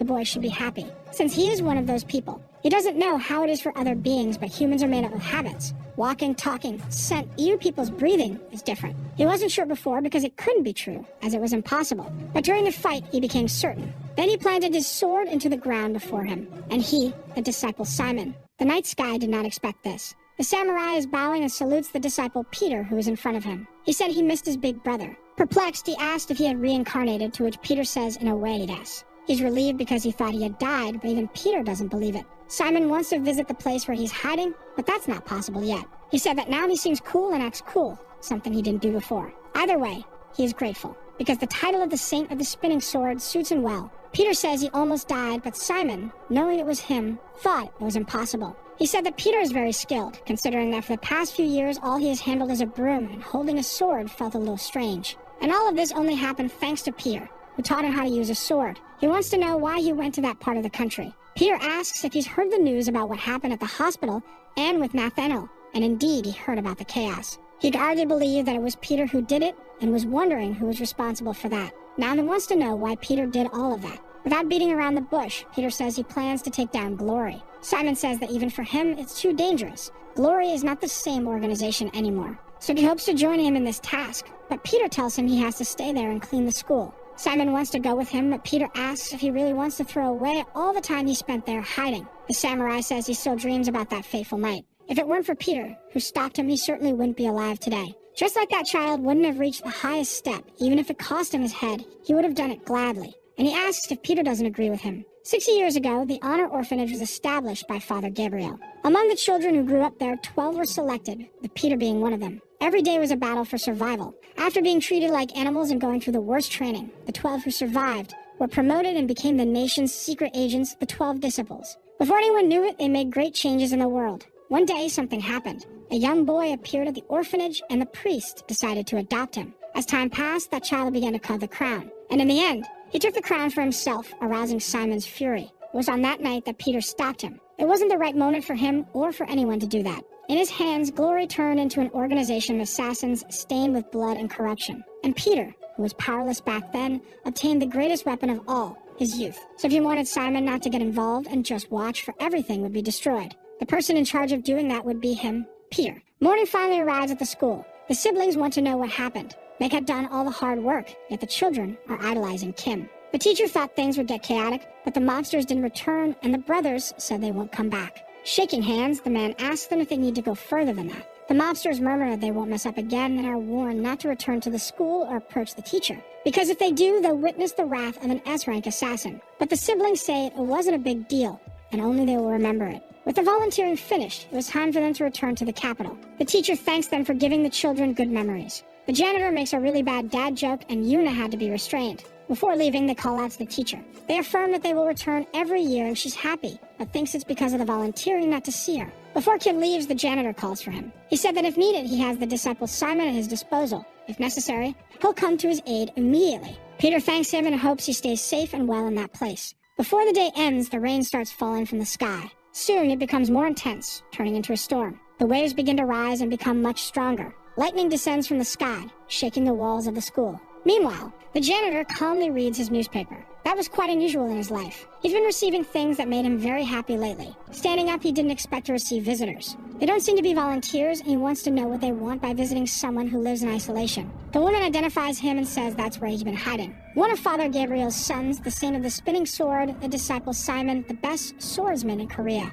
Simon knows they are from Glory, both the woman and the man accompanying her. From what he's heard, she seems to be the most powerful swordswoman in Japan, the Sword Phantom. The man is happy that Simon knows who he is. He doesn't know the reason for their visit, but if it's to steal the title he holds, he's not interested in that. The woman says she only came there to earn a lot of money and nothing more. Simon says they seem to have come from far away, but they won't get that money. Moreover, they're wrong about one thing. It was very presumptuous of them to say that the Saint of the Sword is the strongest in Korea. Seeing his fighting spirit, the man says it was worth coming all the way there. Simon tells them not to worry because he treats all his guests well. Now it was time for them to start fighting. The woman reacts immediately to Simon's movement. They are going to fight to the death. The rain continues, falling heavily. A beam of light can be seen in the window of the janitor's room. The clash between them is extremely fierce. Their swords collide violently. Simon is thrown back by the impact, but manages to stay firm on the ground. The woman is equally skilled. She was eager to meet Simon because of his reputation, but expected more from him and thinks it's due to his age. Simon has a cut on one of his arms. Indeed, he hasn't been training and is a bit rusty. If it were his past self, she would no longer be alive. Hearing this, she lets out a sadistic smile. She says Simon shouldn't think so highly of himself. She is good, but what concerns him is the guy behind her. He needs to move to a more open space to fight them both. Seeing her approach, he moved as well. Once again, the swords clash, producing light with their sparks. Simon says the school is public property and that he's going to report her for what she's done there. But she says she doesn't care because there will be no witnesses to that, and that Simon will soon cease to live. To escape the strike, he jumped out the window of his room. This irritated her because she thinks Simon is running away from them. Since it's raining heavily outside, the man wants to know if everything is fine, and the ghost of the sword says there are no problems. The rain keeps pouring down. Simon runs through the nearby forest with agility, sharpening the sword to cut things. This is the essence behind the sword. But her essence is different. That's a saw made to cut human flesh. Even if it hasn't cut him many times, the saw's teeth are wide and cut deeply. Not to mention, they definitely give off a bad feeling. There's definitely something they're hiding from him. The chase continues through the forest. Simon is now at a point that prevents his escape. He patiently looks at his pursuers. The woman says he's more romantic than she imagined because there he could try to die with a cooler aesthetic. Simon wants to know if she's interested in finding out why they called him the Saint of the Spinning Sword, but she doesn't want to know as she's a busy person. But the man behind her showed interest. He said Simon had become dangerous now. Indeed, practical knowledge is much better than theory. He is the Saint of the Spinning Sword. Focused, he can feel the air, the waves of the sea, even the rain, and he is capable of cutting all those things. All thanks to his sword technique. The man tries to tell the woman to dodge, but she takes a moment to understand. The cut had been made at the height of her neck. Didn't even give her time to react. The trajectory of his sword continues endlessly. An incredible technique refined over decades of training. The technique that made every swordsman tremble in fear. Simon is in his divine state. The woman can only scream, feeling the pain of the cuts on her body. It had been a while since he'd had so much fun, so he called the next one. There was time for the big guy to do something too. He says the technique is excellent. If Simon hadn't stopped training, it would have been formidable. But now it's too late. Simon doesn't understand as they already lost. Then he encounters a strange sensation. He looks slowly at his abdomen. There was a cut there, and he didn't even realize when it happened. There's no way he was wounded because he didn't see anything happen. The man asks if Simon really thought he had won. That's too funny. Hearing the voice, Simon is certain he had cut the woman. He even thought he might have been possessed by a ghost or something like that. It's impossible that this really happened. Maybe he was just hallucinating there. But the pain he feels is real. Searching his memories, he remembered when the woman used a perfume. Maybe that was the hallucinogen used. If that's the case, he says it's pathetic, and he's prepared for it. His preparation is complete. If he can't see a ghost, he just needs to close his eyes. He had repeated that technique thousands of times. For someone at his level, vision is irrelevant. In front of his sword, he senses the presence of his attacker. Then he approaches him with his sword. Seeing it once more, it's clear that his skills are terrifying. The infamous disciple Simon. To think that he ended up like this. Simon swings his sword aimlessly, completely disoriented. The woman smiles at the scene because he can't even see her. Now she will show him why she's called the Phantom. As her name suggests, she's a phantom who carries a sword. In the capital, the day dawns with a clear sky. One of the siblings has a question for his friends. Yuna wants to know what happened, and he asks if love has always been this painful. He sent messages to the teacher but never got a response, and Yuna said he doesn't deserve one because he doesn't know how to communicate. However, she used to reply, and he showed the old part of their conversation. She sent him a picture yesterday, and since then, she hasn't responded. He asks Yuna what they should do in a situation like that, but quickly changes the subject, saying she's not a girl. Listening to their conversation, Kim became very thoughtful. They asked for Kim's help because Yuna is oppressing them. He had called Juwon and asked to meet her. It's very cold, and they met on a slope near the sea. Kim is looking for pirates in that area. The girl notices what's going on because even her dog sense something different. She wants to know what happened as Peter isn't responding. If Simon had gone back with him that day, or even if he had stayed with him. If a few things had been different, he would still be alive. Thinking about the possibilities, Peter is genuinely angry. Far away, they are being observed by someone. The informant says the target received the gift, and his boss wants to know if it's really Peter there.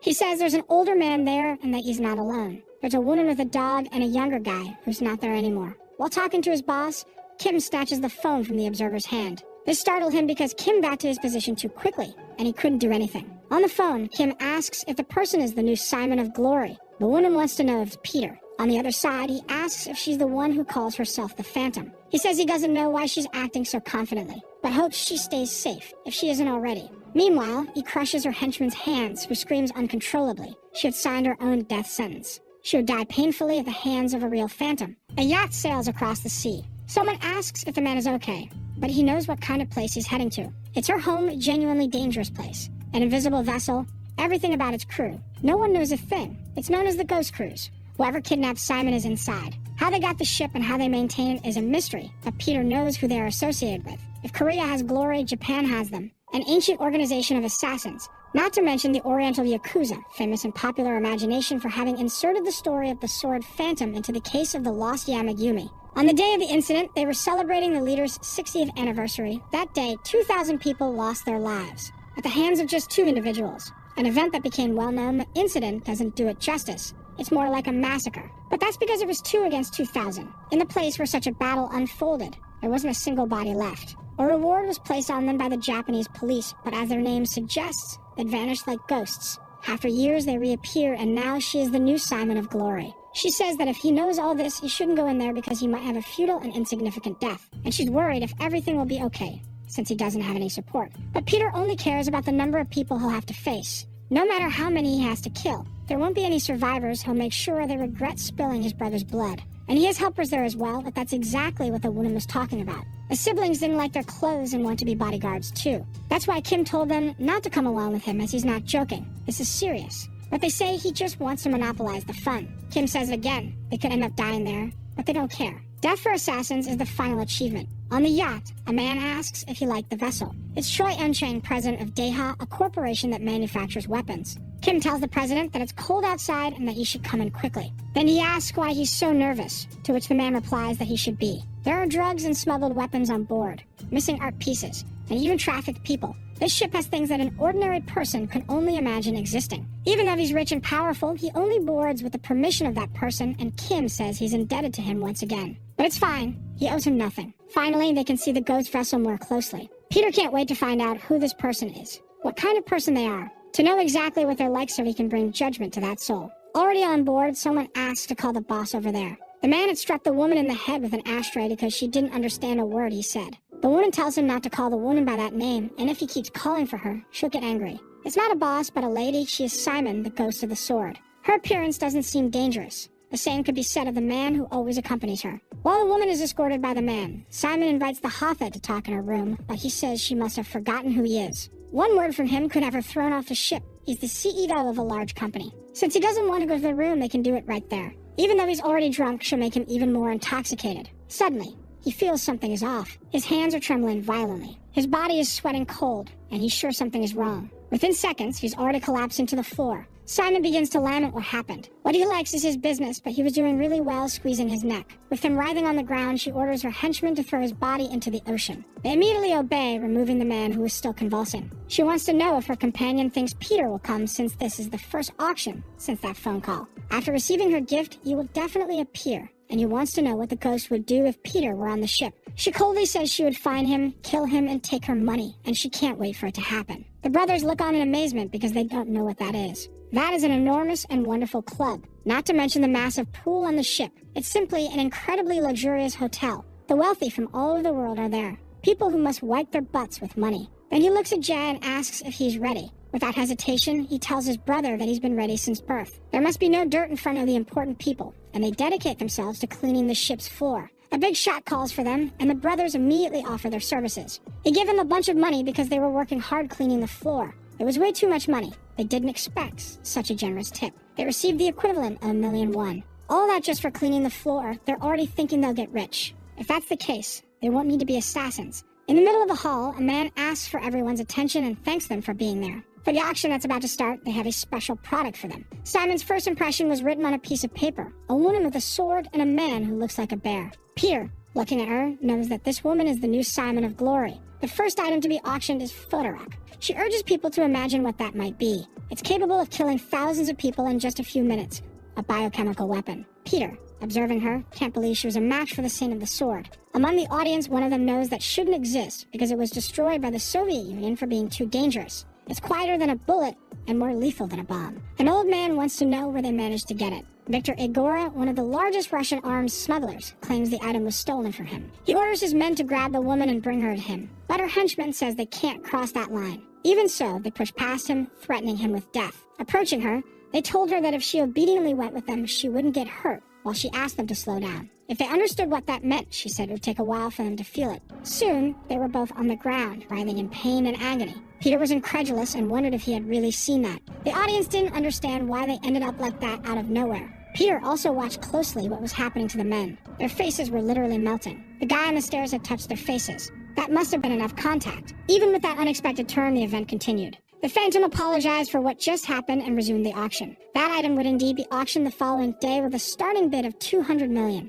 In fact, she didn't want to say this tonight, but she'll say it for all of them. There is one more special item to be auctioned, an item none of them would imagine to be there. The curious attendees wanted to know what it could be, but she asked them to quiet down a bit. All special items would be shown the following day. This left the buyers very interested, as there must be several intriguing items there. The only thing Peter can think about is where Simon might be on that ship. On stage, they watch as people leave. He wants to know if Peter was among those people, but the Phantom says they'll find out the next day. The company's president is hungry, perhaps just because he was nervous earlier, so he suggested they go to where dinner is being served. He also advised being very careful, especially around that woman. No matter who you are, you have to listen to what she says on this ship. Of all the people he knows, she's the most unstable person he's ever seen. Just as he was about to mention the man accompanying her, someone calls President Choi. It's the woman, saying it's always difficult to meet with him, and that he didn't come when he was invited, but it seems Photorock was enticing. Since they hadn't seen each other for a while, she invited him to dine with her. He tries to say that he wanted to avoid dinner that night because the drink was too strong.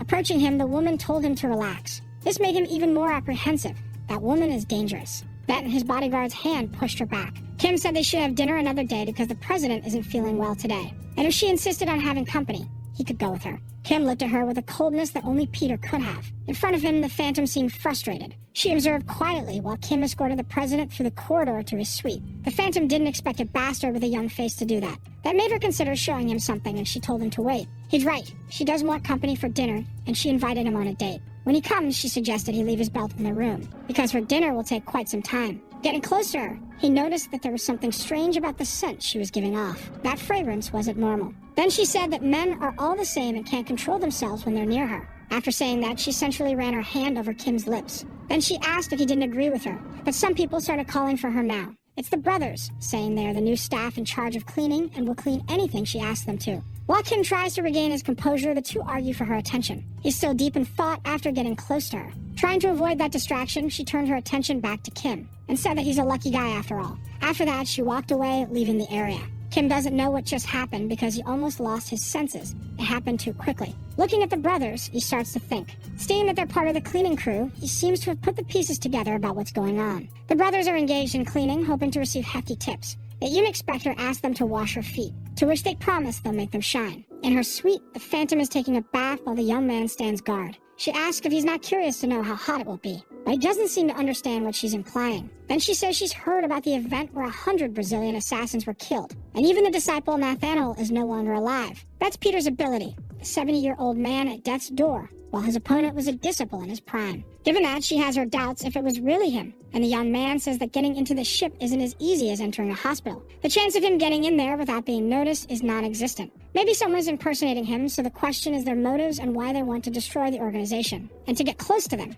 she has a very effective method. This made the young man thoughtful. The ghost wants to know if that person is bothering him somehow. It's amusing because she doesn't even know if it's a man or a woman, but she wants to know why it bothers him and if he's jealous of her. Sighing deeply, he chooses his words and says he's not jealous of her. The ship continues on its unknown route lively inside. Kim is dressed as a waiter, pushing a cart. At no moment does he forget his focus. He remembered a conversation he had with Simon, who said he was relieved. The person closest to the concept of family he has is Peter, and now he would be the first of them to die, the first to have a funeral portrait. Because of this, Simon asked Peter not to get hurt, because he's worried about the one closest to him. Then Peter tells his friend that he will not die. He'll fulfill what he promised him and recommended that Simon drink less and stay healthy. If it's that promise, he didn't expect him to still remember it, but Peter has a good memory. Indeed, there's no fooling him. Simon was his brother, his family, and for him, he would gladly kill as many as necessary. All of this just to have him back. Peter is definitely determined to do so. The auction is taking place now in the main hall, and everyone is focused on it.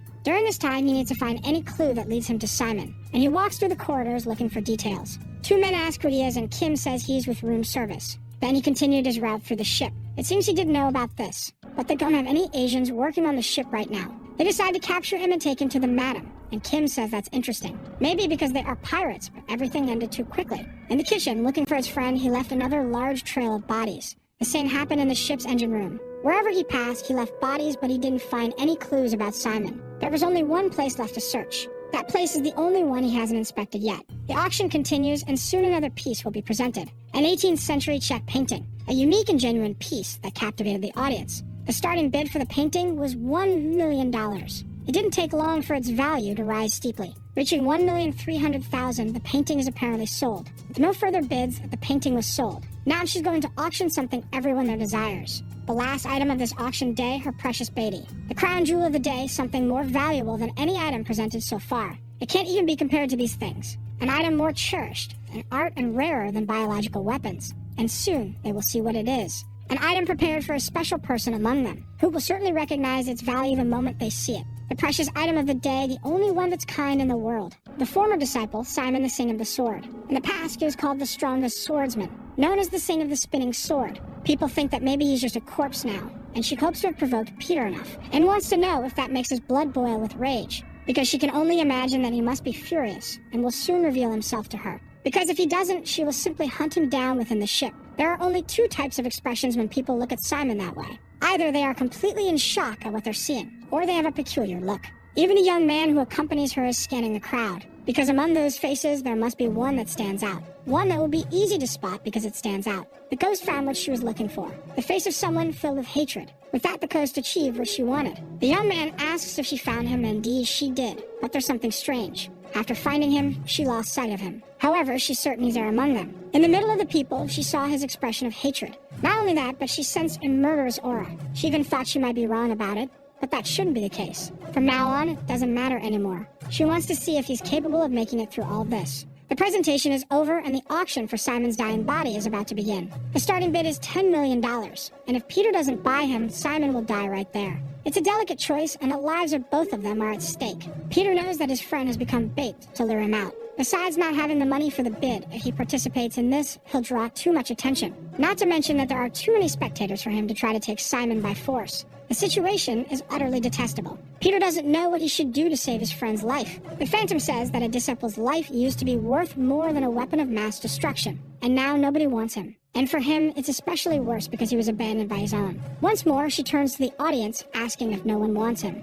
She even asked if they didn't want him because he was defective, missing an arm. If no one buys him, she'll throw him away. She'll count to 5 and then end his life right there. The countdown begins. Every second that passes feels like an eternity. Peter coldly thinks about what he should do. It seems there's no more hope for Simon. There's only 1 second left to prevent his death. In the middle of the crowd, someone places a bid of $20 million. It wasn't Peter who made this bid. It was the person who is supposedly his boss, the president of the Daha Group. The offer is serious, and he wishes to buy the disciple for that amount. Moreover, he will pay the amount in cash. This ended up complicating the Phantom's plans because she didn't expect this interference. Not to mention that he is very close to Glory's leader due to their weapons dealings. Seeing this, she seems to understand the situation. She asks if anyone else wants to place a bid, and Peter notices his boss's trembling hand. The Phantom did not like what happened. In the absence of other bids, he had won. She wants to know if he's hiding something from her now. Simon is bedridden and receiving care. He asks if this is the person Peter was looking for. Indeed, it is him, and Peter is worried about the president's safety. But he says he's always been involved with Glory. If it weren't that way, they couldn't have avoided the trap. Buying him made them suspects, and not buying would have meant Simon's death. It remains to be seen if that was what she intended from the start. With everything that happened, staying on the ship is dangerous, and leaving it will be risky. But Peter says he has a way to get out safely. He had already prepared something for a situation like this. Peter has an ace up his sleeve. Walking through the ship, he found who he was looking for. The brothers, wearing expensive clothes, want to know what their friend needs now, and he would like to know what happened to them over the past few days. They say Kim needs to make money, and if he stuck with them, he'd be rich. Kim asked if they weren't there to become legends like Peter. Hearing that, they realized they had a greater focus. And indeed, they got distracted because they made a lot of money from tips. Remembering the dreams they have, they ask Kim what he needs now. The situation is dangerous. The only ones who can solve it are them, who have cleaned the ship from top to bottom. He wants to know how much they cleaned it, and they say they cleaned the feet of everyone who is important. That's good, and it will become the fruit of their hard work. From now on, the two are assigned to carry out a special A-rank mission. Kim is in the room where Simon is. He looks at his friend, who seems feverish. This is not the situation in which he wanted to meet him. He looks at Simon, and they're in another place. It felt good to wear a uniform and bring a meal prepared by their mothers. And it was great to be able to go to school with that group. Thoughts like these are ridiculous, says Peter. They can't go to school, and Simon said it would be hard to hold a pen with blood-stained hands. Maybe he's feeling melancholic because it's autumn and Peter tells him to make one, which Simon doesn't understand. A school built by them where the poor and orphans could be welcomed. They would build the first exclusive school for people like that. He should go to that school and study there. As for Peter, he'll cover all the operational costs and wants to know what Simon thinks. His eyes lit up before giving his response, but he ended by saying that he hated the idea. Peter wants to know what he didn't like about it. Simon said that he would buy his own books. He remembers the conversation they had as he looks at his bedridden brother. All she wishes for now is that he wakes up. Simon had promised that they would go to school. Outside, the president listens to Peter's words to his brother. In another room, the ghost is absolutely furious. That bastard Choi ruined her entire plan, and she always hated him. Enraged, she throws some sculptures on the floor. She screams that he shouldn't have meddled in her plans. The young man tries to calm her down, saying she might get hurt, so the ghost suggests they simply kill him. Rip off his head and hang it somewhere for everyone on the ship to see. Like he is the head of the Daha group, and doing that without the Glory Leader's permission would be risky. Then the ghost asks him who is the master there on the ship. And you shouldn't forget that on this ship, she is the law. She then orders her henchmen to eliminate Choi as well as Simon, who was bought by him, because she's sure that after that, Peter will reveal himself. There's a knock at the door. Ko doesn't know who it is, but Kim says he had ordered dinner, so it must be room service. Since he's the one who ordered it, he goes to the door to get the dinner. He praised the young man's initiative, and even though he didn't know what was ordered, he was excited to have dinner. When he returned, there was only tea. He sent the steak back because it was too cold. Now Choi is sure that the woman hates him for doing that to his food. Skipping a few meals wouldn't be a problem for him, but he thinks the young man should eat because of his age, but Kim says he's fine. Serving the tea, he is sure that he'd be back before it gets cold. Then he heads outside